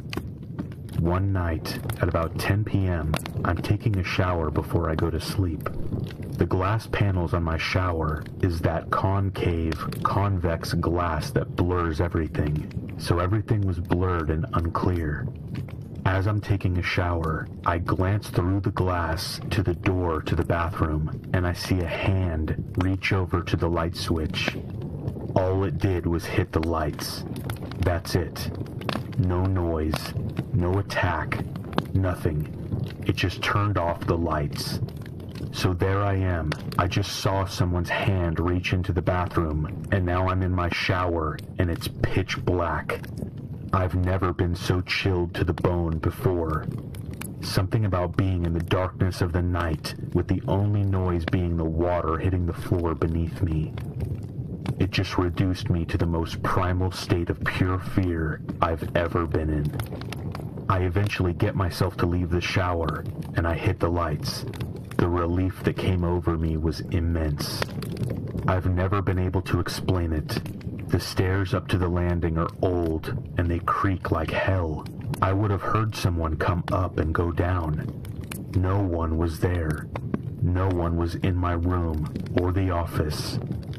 What was even more weird, nothing like it has ever happened since.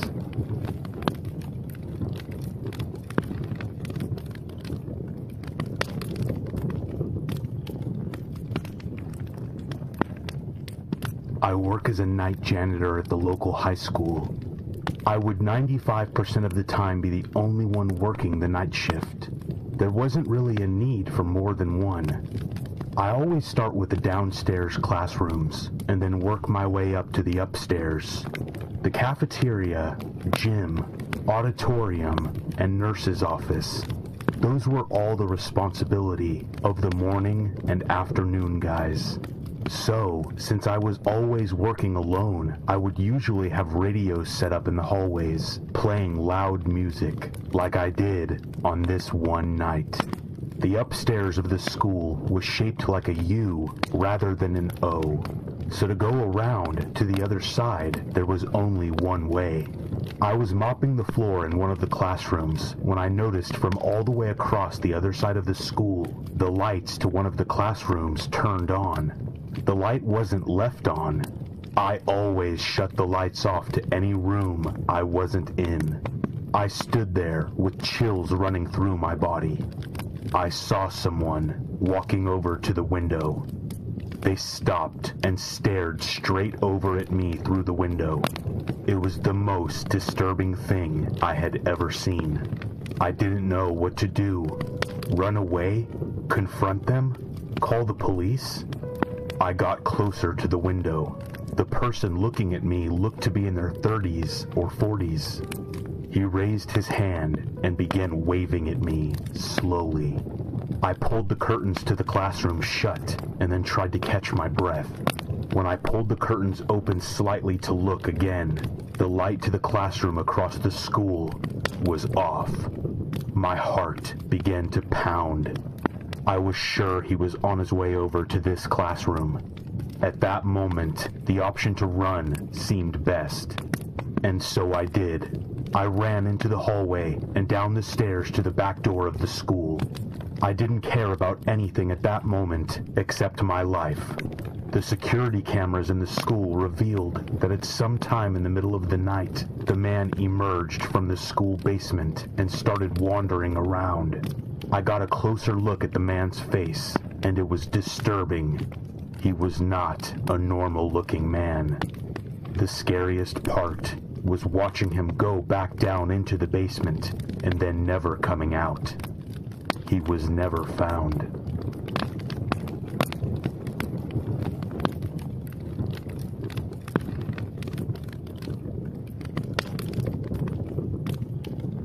I was the lone recreation ranger in a small district in southern Idaho. Nearest town from the guard station was about 1.5 hours away. After moving into the guard station, solar power was not working, and I hadn't slept for about a month due to various factors. The woods there always had an eerie feeling to them, unlike the southwest Ponderosa forest that I was used to. About 2 months into the seasonal job, I started to hear something walking and scratching on the deck at night.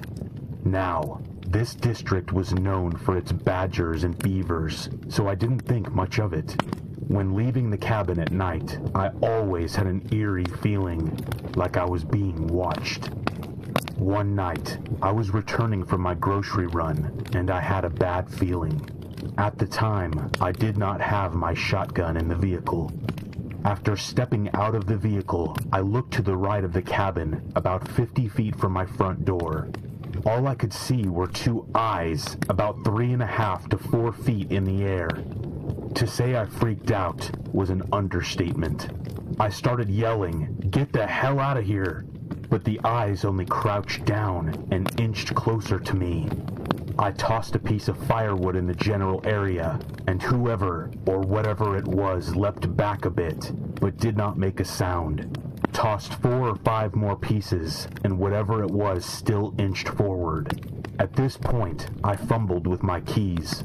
Of course, the solar power was out again.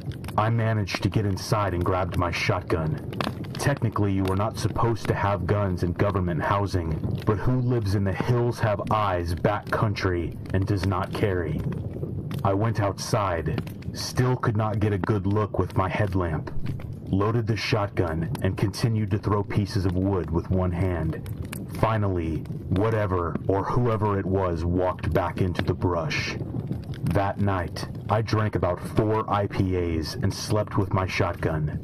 In the morning, the trail crew came up and we found mountain lion tracks all over the porch, the rocking bench, and the compound leading back to the creek.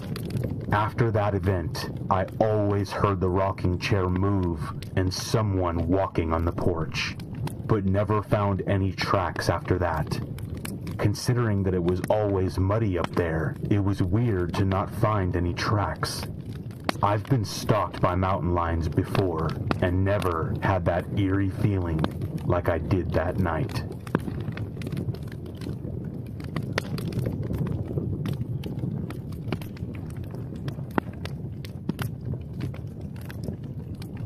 I used to work as a 911 operator in a relatively large metro area.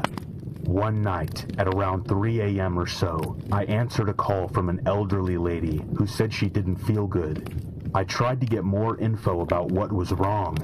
Chest pain, trouble breathing, headache, is she diabetic, etc. She gave me her address and phone number and said no one else was home, but the front door was unlocked so they could come in. I toned the call out as a general illness and kept trying to get more details. No matter what else I asked about what was wrong, all she would say is, "I just don't feel good. Can you send someone to help me?" After a few minutes, she said, "I'm gonna put the phone down for a minute. I need to go to the bathroom."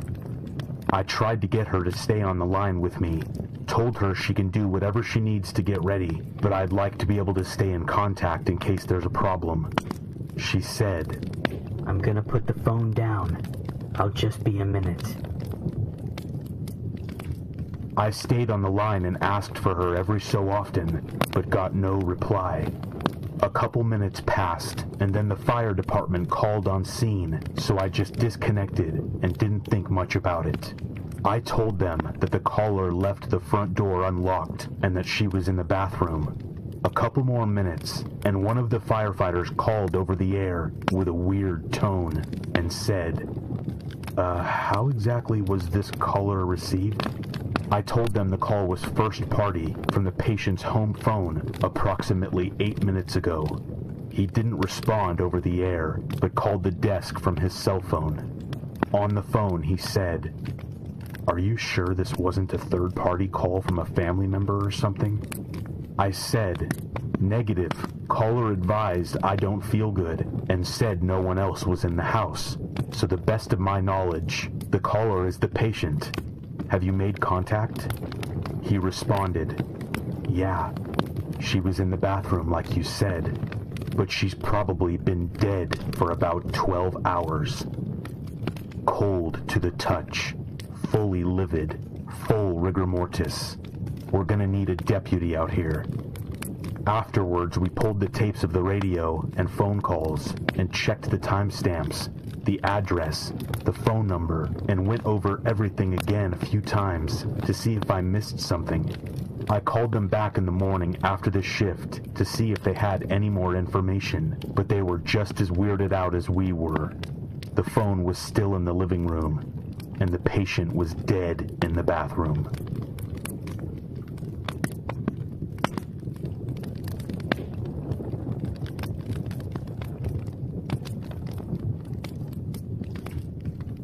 I'm currently a freshman in college. One of my close friends in my pledge class is on the soccer team and heard this story with too much evidence and corroboration for it to have been completely fabricated.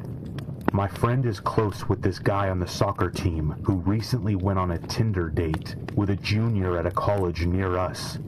She's from around Boston and commutes to her school. He matches with her on Tinder, takes her to dinner. They're having a good time and get to talking about their lives and such. On the date, she tells him about another date she had recently been on that left her with a bad feeling. She had matched with a normal-looking guy on Tinder from the area and agreed to meet up after talking for a while. They went to a restaurant to get dinner, and they had planned to go to a pretty popular bar near there for drinks afterwards. She got a bad feeling by the end of the dinner, and the bar didn't end up happening. Apparently, it wasn't anything too bad. She could just tell he was a bit strange and not her type. So she gives him an excuse and goes home. Their texts were normal afterwards, and she chalked it up to just a bad date. A couple days later, she meets up with the soccer guy from the beginning of the story, and they really hit it off. Her parents leave a few days after that for a trip, which she had told soccer guy about. The date went really well, and he planned on going over at some point to chill with her. The first night that her parents are gone, she wakes up to a noise in the kitchen. Her room is on the second floor. The kitchen is on the ground floor, and there's a basement under that. Normal house in Back Bay. So she thinks she heard something, and it freaks her out badly enough that she calls her parents. They tell her, "Everything's fine, you're probably just hearing things because it's an old house. Don't worry." Realistically, I think that would have been anyone's, myself included, reaction. The second day they're gone, she's upstairs and hears a noise from the TV room behind the kitchen. They don't have any pets, and these were the types of noises that would make you get up from what you were doing to make sure something hadn't fallen or whatever. She described to my mutual friend as feeling like if she had gone downstairs at that moment, something bad would have happened. She calls her parents again, and they say the same thing. She gets up the nerve to go downstairs and look, and everything is normal. Nothing is moved. Nothing is knocked over. The alarm records didn't show any doors or windows opening. She figures that she's freaking out over nothing. On the third day, everything is fine. No noises, no cause for concern. My mutual friend was going to go over there, but had a unified midterm and couldn't make it. That evening, she's watching TV in her room and hears a noise somewhere downstairs.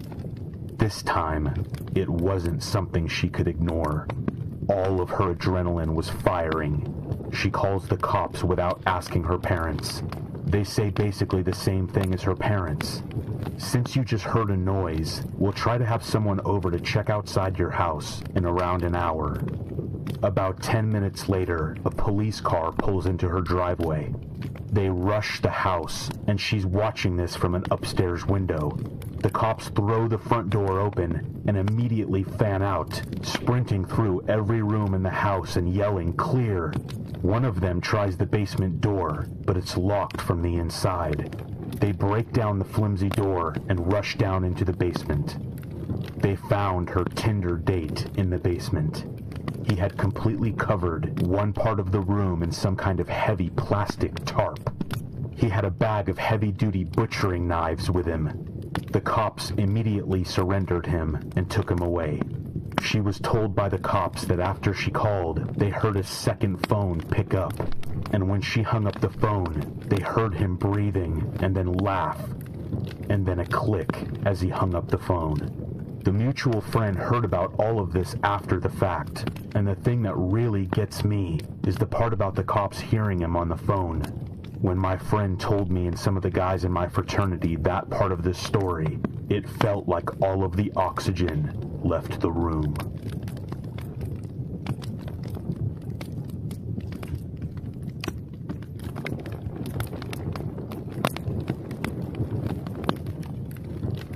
When I was 16 in the mid-90s, I got in a fight with an acquaintance while a whole bunch of us were hanging out at his house. Stupid fight. I can't remember what it was about, but I decided, screw it, I'm walking home. I lived about 5 miles away, but I didn't have a car, and since it was 2 a.m., there were no buses. I had to walk all the way home. In hindsight, my friends either didn't believe that I was really gonna do it, or were too startled by the sudden argument to realize what I was doing. I left the house and started walking.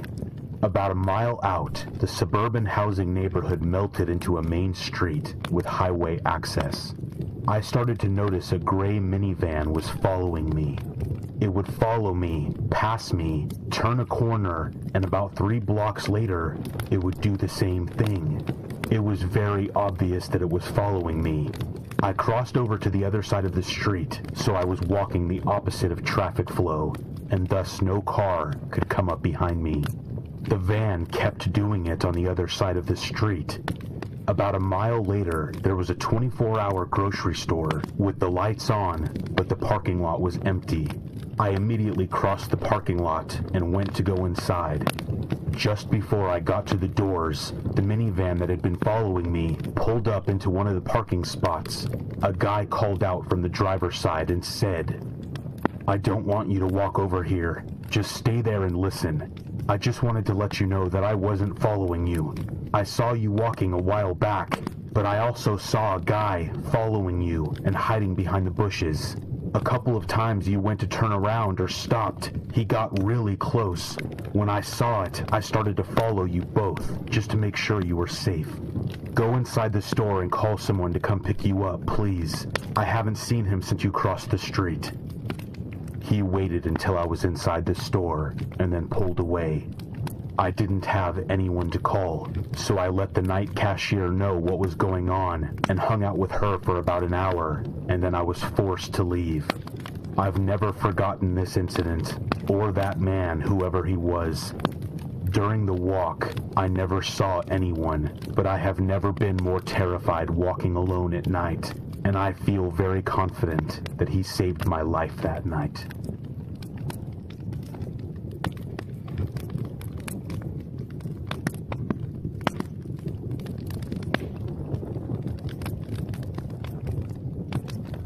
This happened to my sister. Her husband and her had just had their first child a few months prior.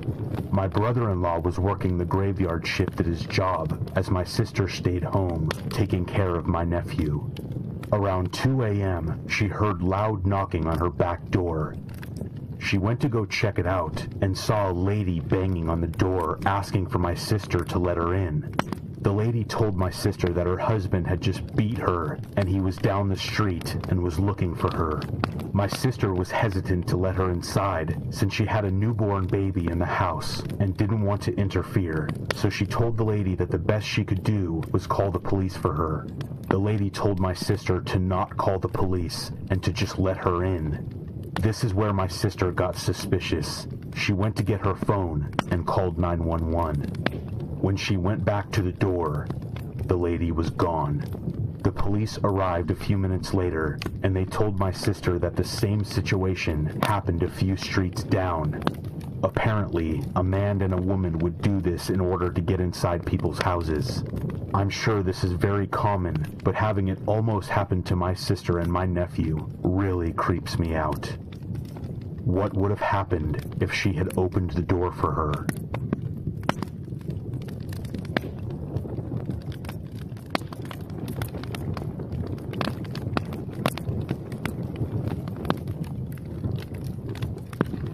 When I was around 16 years old, my rapidly growing family finally moved from the house I had spent my entire life in. As you would expect, we spent a lot of time fondly remembering things we used to do in that house as we were packing everything up. At some point, I decided to go into the downstairs closet with a flashlight and read.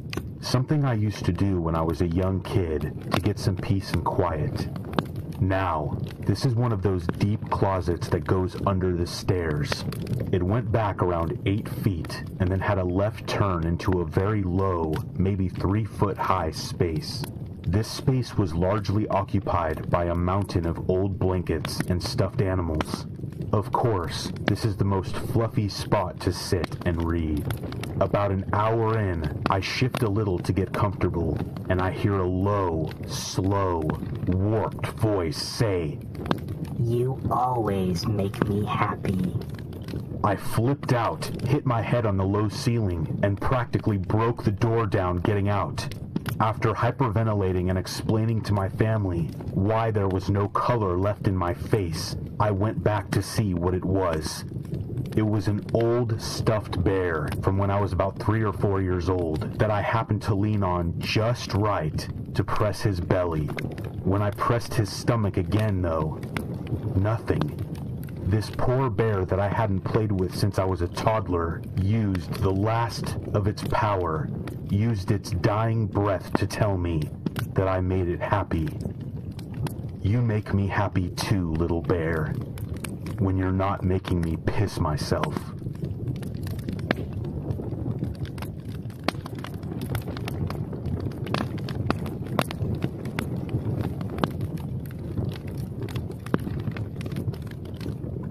I sleep in a 1-bedroom apartment, and every night I close my door because I don't have windows in my room and I love the pitch black darkness. So I drift off and snooze for however long and then start to stir. I casually wake up as my eyes adjust to the darkness. I check my phone and lay it back down to sleep more. As I'm laying there, I open my eyes and see a face. It's in the doorway of my now cracked open bedroom door. It's at the height of a child. It took me a minute to really gather what I was looking at. I could only make out the roundness of the little face and the black beady eyes. The lips were very shadowy, but still visible. It just kept sort of swaying ever so slightly, like it was trying to spy on me. And I just looked at it, and after a long time being fully exhausted, I fell asleep. I then woke up. It was morning. I gradually sat up, stretched, and then looked at my phone. Then I remembered the creepy face that I had just seen a few hours ago. I thought it was interesting, that it must have been sleep paralysis, but that's never happened to me before. I then sat up and looked straight at my door, which was still cracked open. I never got up during the night. I remember that. And I always sleep with my door closed. I've told people this story, and they just tell me, yeah, right, or that's creepy. It was a weird situation. I can easily attribute the face to maybe still being sort of asleep, but the door slightly being open, that's something that I can't put my finger on.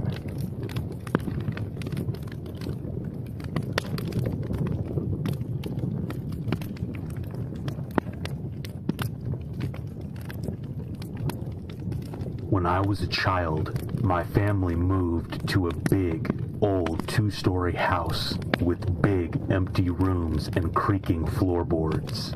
Both of my parents worked, so I was often alone when I came home from school. One early evening when I came home, the house was dark.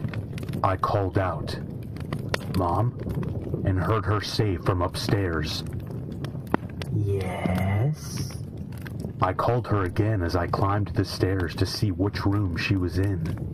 We were decorating at the time, and I didn't know my way around the maze of rooms, but she was in one of the far ones, right down the hall. I felt uneasy, but I figured that was only natural, so I rushed forward to see my mom, knowing that her presence would calm my fears, as a mother's presence always does. Just as I reached for the handle of the door to let myself into the room, I heard the front door downstairs open, and my mom call out, "Sweetie, are you home?" I jumped back, startled, and ran down the stairs to her, but as I glanced back from the top of the stairs, the door to the room was now open slightly, and for a very brief moment, I saw someone peeking out at me. When my mom and I went up to check, there was no one there.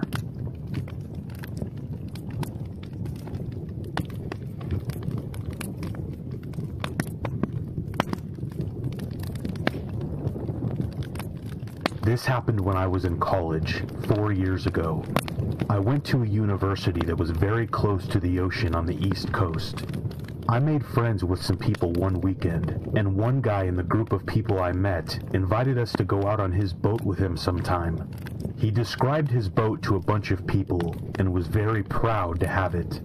It sounded like an expensive sailboat by the way he described it. I'm not really familiar with boats and hadn't ever been on one other than a cruise ship when I was 11 years old. This guy said his parents bought it for him, and that made sense because he was known to be a spoiled rich kid. He was nice though, and the idea of cruising around some Saturday afternoon and drinking some beers sounded appealing. After that conversation, I saw him around in school, but didn't talk to him much, until one day he approached me in the library and asked if I still wanted to go sailing. I said sure, that sounded awesome, and he told me the following day he was going to go out onto the water, and it would be a perfect opportunity. After a lengthy conversation about how sailing works, and him assuring me that it was safe, and that he had all of the proper training, I told him I would meet him at the docks the next morning. That night, my roommate asked me what I was doing for the weekend, and I told him that I made plans to go sailing. He freaked out on me and told me that he really wished that he could go too. My roommate and I were really good friends, and honestly, it sounded like way more fun if he was to join us. So I invited him to go, and that I was pretty sure that the other guy would be cool with it. The next morning, my roommate and I grabbed some coffee, and then went and grabbed some beers from the store to bring along with us on our voyage. We ate some breakfast and then headed over to the docks to meet the guy. We were pretty excited, and when we got there, we followed the direction he gave me and found his boat. It was a huge orange and white sailboat. We stood on the dock next to the boat looking at it, and when the guy popped his head up from somewhere, he immediately showed a look of concern on his face. He jumped off the side of the boat and onto the dock right next to us. He looked at my roommate and then at myself and asked, "Who is this?" I told him he was my roommate, that he was cool, and that he had asked if he could come along. I told him I didn't think he would mind. The guy looked very annoyed, and it was very awkward for about a minute. The guy kept looking back and forth between us and the boat. He took his hat off and rubbed his head like he was really stressed out. Eventually he sighed and said that it was fine. A few hours later, we're on the boat, drinking and having fun. The water was pretty smooth sailing, and the sun was shining bright. The guy acted a bit off the whole time, and I figured it was because I brought my roommate. After drinking 3 or 4 beers, I felt the courage to ask the guy what was wrong and if he was still pissed that I brought my roommate. He responded with something along the lines of, "It just kind of ruined my plans." My roommate chimed in and asked, "What plans?" I could tell my roommate thought it was funny because it sounded like the guy wanted to be alone with me. The guy looked at him and said, "Well, because you're here, I can't kill him." This took me off guard completely, and I felt fear and unbelievable relief hit me at the same time. My roommate and this guy started cracking up, and my roommate brushed it off as a joke. I didn't know what to think. Was this guy serious? Did I narrowly avoid being killed? Is his sense of humor just that weird? I believe I got my answer when I went below deck an hour later to grab another beer from the fridge. Next to the fridge was a brown swinging door that led to a small private bedroom. I was feeling the beer pretty good by this point, and without thinking, I pushed the door open to have a look. Laying at the foot of the bed, there was this big cinder block, some yellow rope, some tape, and what looked like a recorder of some sort. After seeing that, I felt sick to my stomach and wanted off this boat as soon as possible. I wanted to go back up and confront the guy, but I decided against it because I had no idea what he was capable of. What seemed like hours and hours more of being with this psycho,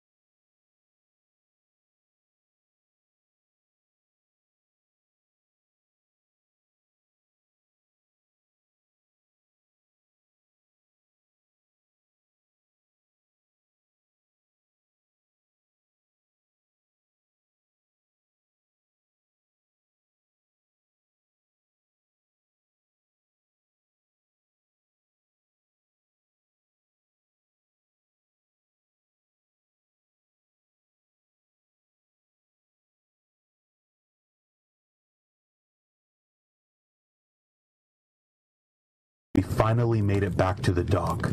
We said our goodbyes, and on the way back to my room, I told my roommate about what I saw. He couldn't believe it. I'm pretty damn sure that my roommate saved my life that day. I shit you not, I never saw that guy again on campus. What he had planned, I don't want to know.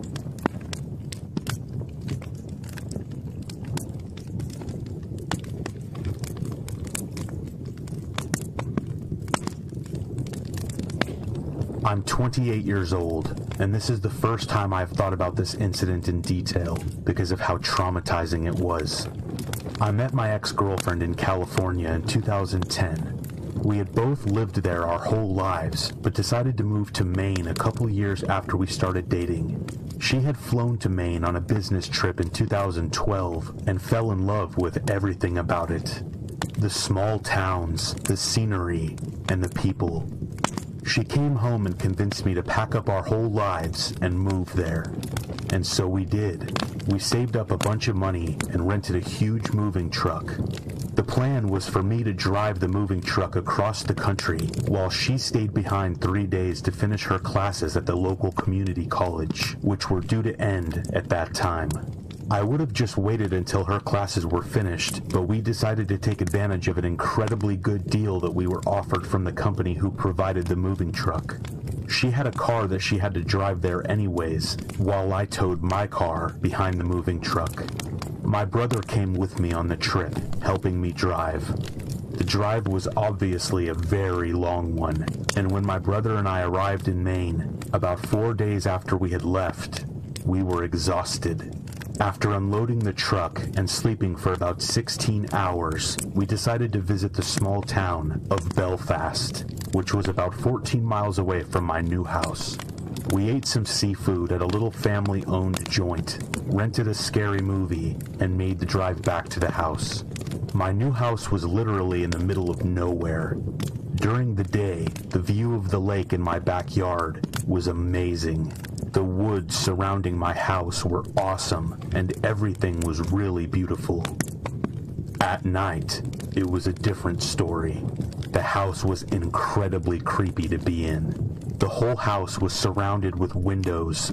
You could not see anything looking out those windows at night, but I'm sure that if you were standing outside, you could quite easily see in. My brother had a flight booked back to California the following day, and we woke up very early in the morning to drive to Portland, where the airport was. I eventually made it back alone and wasn't able to make any phone calls or watch any cable TV because we had no service out there yet and no cable or internet hooked up. My cell phone did not work anywhere on that property. The only thing I had was a box of DVDs. That was it. When I made it back, I decided to try out my new fishing pole that we had bought in town. I wasn't out at the lake very long, as it started to get dark in Maine very fast in the fall. I went back to the house and sat in the living room in the chair, looking out the windows at the scenery. My view was getting darker and darker. I turned on all the lights in the house and quickly became creeped out when it became pitch black outside. Imagine being in the middle of the forest in the middle of nowhere at night and looking around. You could not see your own hand if you held it right in front of your face. And when I say it was pitch black, I mean you can't see anything. We hadn't hung up any curtains or blinds yet, and I had the extremely uneasy feeling that somebody was outside the house, watching me go from room to room. I decided to hang up sheets over all the windows using thumbtacks. I sat on the couch in the living room and put in a funny movie to try and shake the unnerving feeling that I had. It did not work. I eventually realized I had to try to get some sleep, and my eyelids were becoming sore. I was getting very tired. I covered myself with blankets on the couch and turned off the TV. After a few minutes, my eyes had adjusted, and I could see around the living room very slightly. My eyes were very heavy, and I fell asleep. I woke up sometime later, and it was still night, and still very dark. I reached for my bottle of Coke that I had on the ground in front of me and took a big gulp. I set it back down and looked around the room. Now, I'm having difficulty putting these next emotions into words that I could accurately convey. My heart began to throb when I noticed a man standing in the corner of the room. I couldn't see his eyes, but he had to have been looking at me. I did nothing and said nothing, and not by choice, but because I couldn't. I was frozen. He didn't move, and it was clear that he was trying to not be seen. After a few moments, I did my best to think rationally and logically. I'm not sure that he knew that I had seen him. I had a blanket over me, which might have shrouded my face, in which he wouldn't be able to see my eyes. After about a minute of gut-wrenching fear, I somehow decided to do something, and it was the hardest thing that I've ever done. I forced myself to cough. I did it while getting up, in an effort to give him the impression that I didn't know that he was there. I slowly made it to my feet and walked across the icy cold wood flooring to the bathroom around the corner of the living room. He didn't move. I made it into the bathroom and nothing happened. I closed the bathroom door and slowly turned the lock to the upright position. Tears went down my face as I backed up into the bathtub behind me. I was staring at the door. I suddenly realized there was a small window up above the bathtub that I could most likely crawl through. I moved the shower curtain as silently as I could and reached up to the window lock. I unlocked it and tried sliding the window open to the left. The window began to squeak when I pulled it open, and I froze, hoping that the man didn't hear it. A couple seconds later, I heard a tapping on the bathroom door. It wasn't a knock, but a tap, and it didn't sound like the tap of a finger. It sounded like metal, like he was tapping a knife against the door. At this point, I made the realization that the man either knew what I was doing or simply wanted me to know that he was outside the door. Adrenaline took over completely, and I slid the window open and pushed the screen out onto the ground. I tried not to exert any noise as I jumped up and began squeezing my body through the small window. My head and upper body were out, and I could not see inside the bathroom anymore, only the dense, dark woods in front of me. I was pulling my legs through the window when I suddenly felt the man grab my foot. Directly after that, before I could even react, I felt my ankle be sliced open. I let out a noise of shock and surprise as I pulled out of his grasp and fell to the ground. I started heaving and felt as if my heart would explode. I stood up and looked around. I very quickly dashed out into the woods and fell to the ground, looking back at the house and the window to the bathroom. I felt my ankle, which was throbbing from pain, and brought my hand up to reveal it covered in slick blood. The deathly serious situation I was in became real and horrifying. I looked back at the house and suddenly saw the back door fly open. The man ran down the steps and started looking around into the darkness, searching for me. I became a statue on the ground and tried to control my breathing. He had a huge knife in his hand and was wearing all black. He was walking into the woods, but not near where I was laying. He was grunting, and soon after, I lost sight of him. I started frantically looking around, thinking that at any moment he would spot me and stab me to death. I saw nothing but trees and darkness. There was a bit of snow on the ground from a couple days before, and I was freezing and shaking at this point uncontrollably. About 10 minutes later, I saw the man walk out of the trees from where he entered and went back inside the house. I laid out there the rest of the night, and luckily, the sun started to rise only about an hour later. After the sun fully illuminated my surroundings, I felt as though the man had probably left, and I felt ready to move. I made it to my feet and walked around the house to the front. I saw that the front door was left wide open. I slowly approached it and looked inside. Nothing. I walked in a few steps and grabbed my car keys that were hanging on a hook by the front door.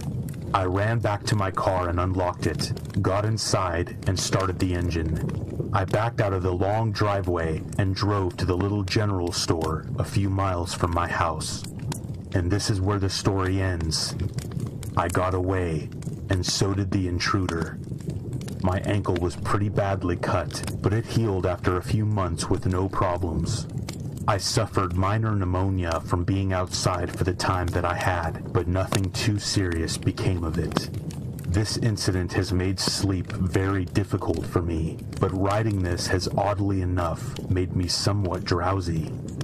I think maybe I'll try to go to sleep right now.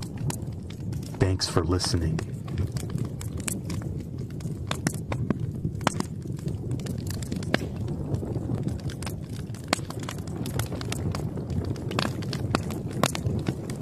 I'm a journalist, and I was told this story by a woman that I interviewed for True Crime. When this woman was a young girl, say 8 years old, she started to come downstairs at night to tell her father that there was a man in her closet. He tells her that there's no such thing as the boogeyman and sends her back to bed. This happens on and off for like a week. Finally, he gets frustrated and walks her back to the room and says, "Look, I'll show you. There's nothing in your closet," and goes to open the door. It opens an inch, and then he feels someone slam it shut. Turns out there really was a man in her closet. This guy was a pervert who would come into the house every night and stare at the girl from the closet while she slept. The dad kicked the hell out of him, and the pervert went to prison for many years. I researched her story 20 years after this happened. The guy had just gotten out of jail, and no one knew where he was.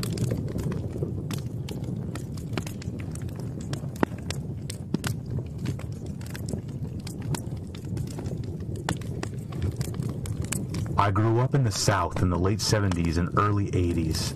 My grandmother lived on a cotton farm in South Carolina, and my cousin and I would go visit her during the summer.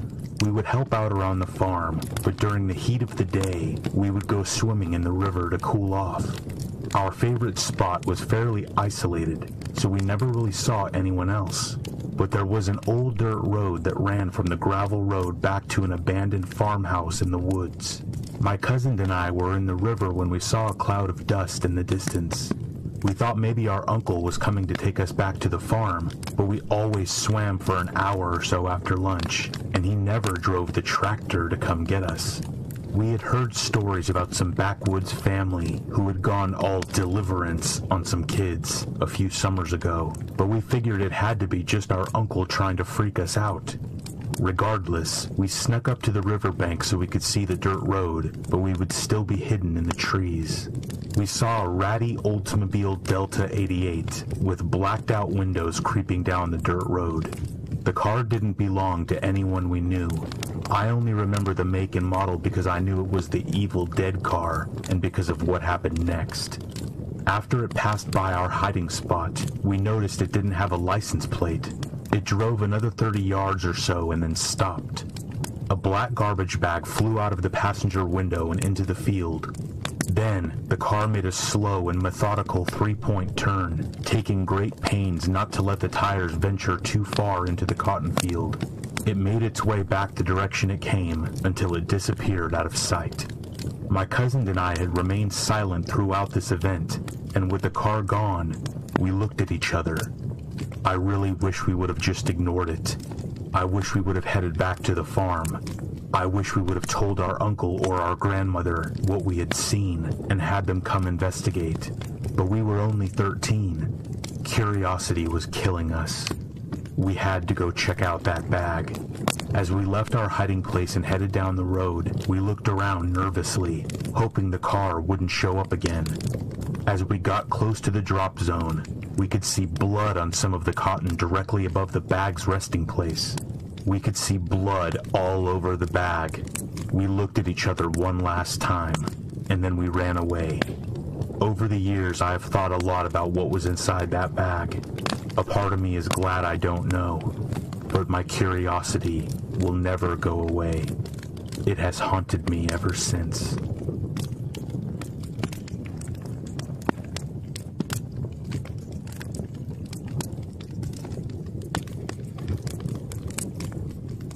This happened to me when I was a little kid, but no one was ever found in my basement. It was my first time staying home alone while my whole family was out at my brother's ball game. I was 13, I think. I'm on the phone with a friend of mine feeling so grown up when someone beeps in on the other line. I tell her that I'll be right back and click over. Then, the creepiest voice I have ever heard says, "Hello, little girl. I'm the man in your basement." Honestly, I laughed it off and just hung up thinking it was a prank call. I was pretty confident at my age, and my neighborhood was pretty safe, so I figured someone was just messing with me, knowing it was my first time home alone. They beeped in again, and so I clicked over and heard, "Don't hang up on me again." And the lights started flickering, and there was a banging under my feet. Our basement was actually just an area connected to the garage. I heard what sounded like footsteps coming up the garage steps to get into our kitchen. I kept trying to hang up and call the cops, but every time I tried, he was still on the phone. My friend told her parents what was happening, and they ran to the neighbor's house to call the police for me.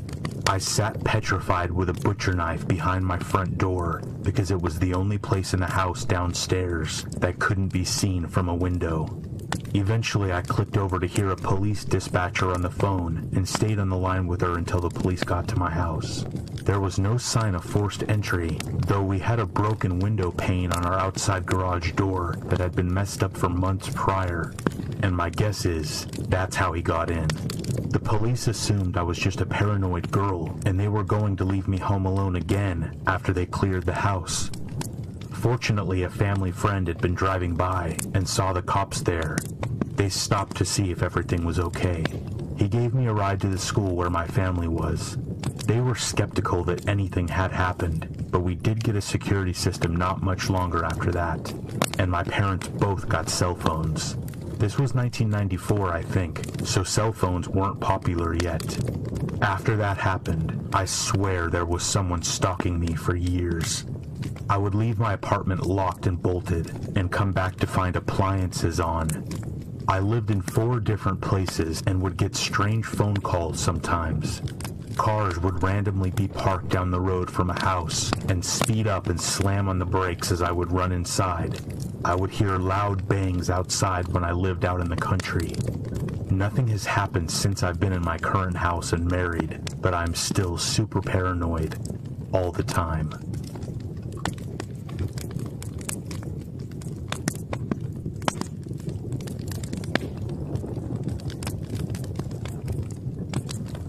One night when I was about 7 years old, I went to sleep at around 9:30 and got into the second level of my bunk bed. I soon fell asleep, and then I woke up in the middle of the night to someone whispering, "No, no," repeatedly as if they were in pain. Thinking I had just imagined it, I tried to go back to sleep, and that's when I heard the creaking of the wooden boards on the stairs, slowly getting louder. And that whisper, "No, no."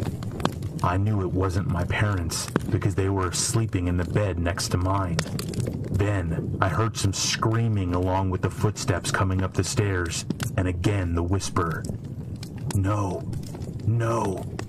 I slowly got out of bed, crept toward the ladder to get to the floor, and I slowly began to crawl towards the bedroom door in the dark, which had a full view of the stairs, and I saw nothing moving in the dark nook of the stairs, but I now heard the whisper, "No, no," coming from the room upstairs, which nobody used. I silently crept toward the stairs, but I kept the lights off, and I began to creep down them so I could check the front door.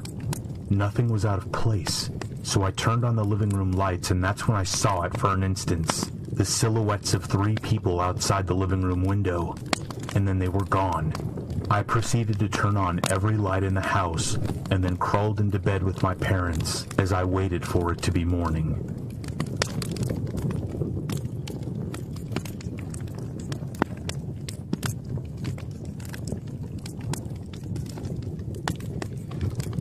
My parents were out one night, and my brother and I were home alone.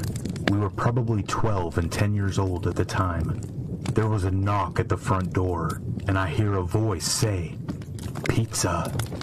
Initially thinking it was my father playing a joke, I instinctively went to open the door.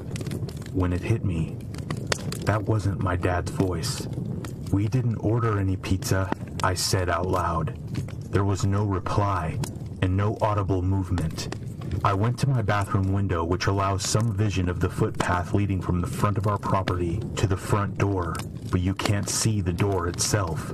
So we waited for about 15 minutes, clutching a baseball bat and some ornamental fireplace poker, until finally the guy moved away from the door and walked away. It was just some guy with dark hair and a ponytail, a long dark coat, and no pizza.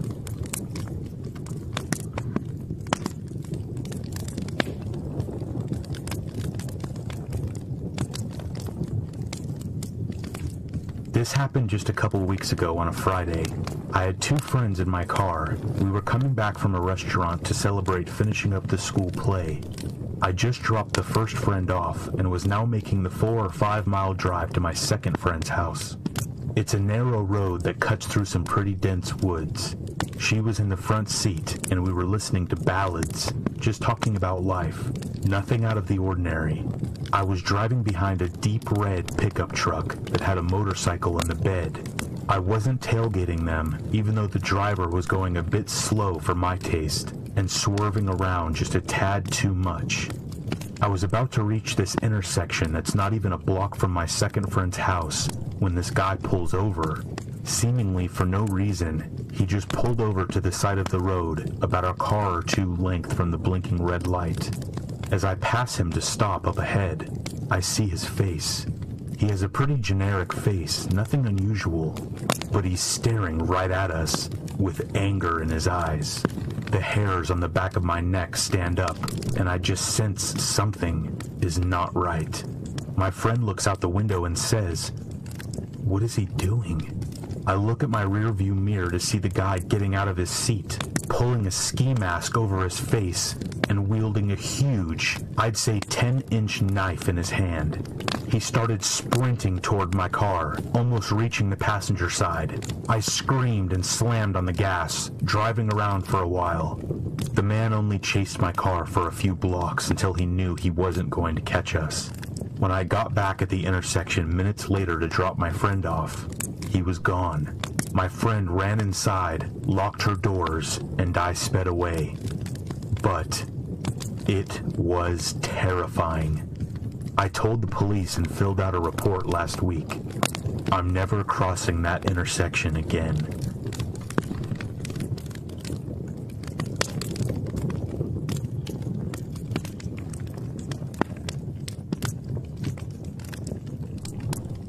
When I was a teenager in Colorado Springs, we all used to crawl through this small tunnel that was directly under the interstate to get back and forth from our neighborhood without having to jump fences and run across the highway.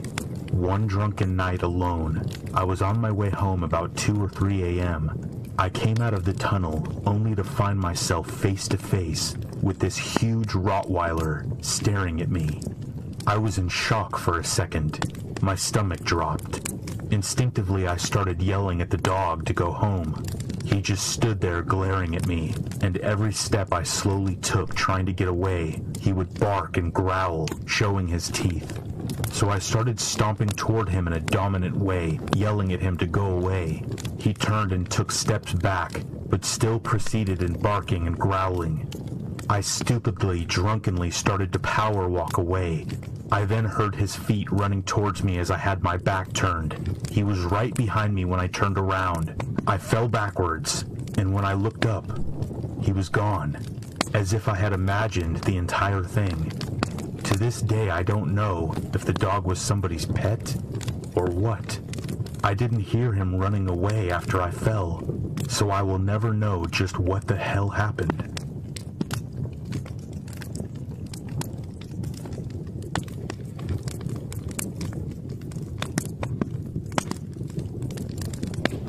I lived in New Mexico for several years before moving to the Midwest.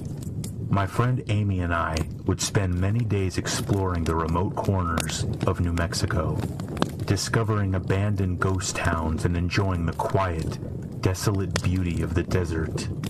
One afternoon in March 2010, we were traveling to Albuquerque. Always up for exploring, we took a back road rather than traveling the more direct highway. One leg of our journey had us on NM 55. It's a remote, teeny tiny 2-lane highway. We loved those types of roads, up until this day. This part of New Mexico is flat and desolate desert. You can see for miles, and there is virtually nothing except dirt and rock between towns, and towns can be miles apart. So we were on NM 55 going north. We saw a white pickup truck ahead of us going the same direction.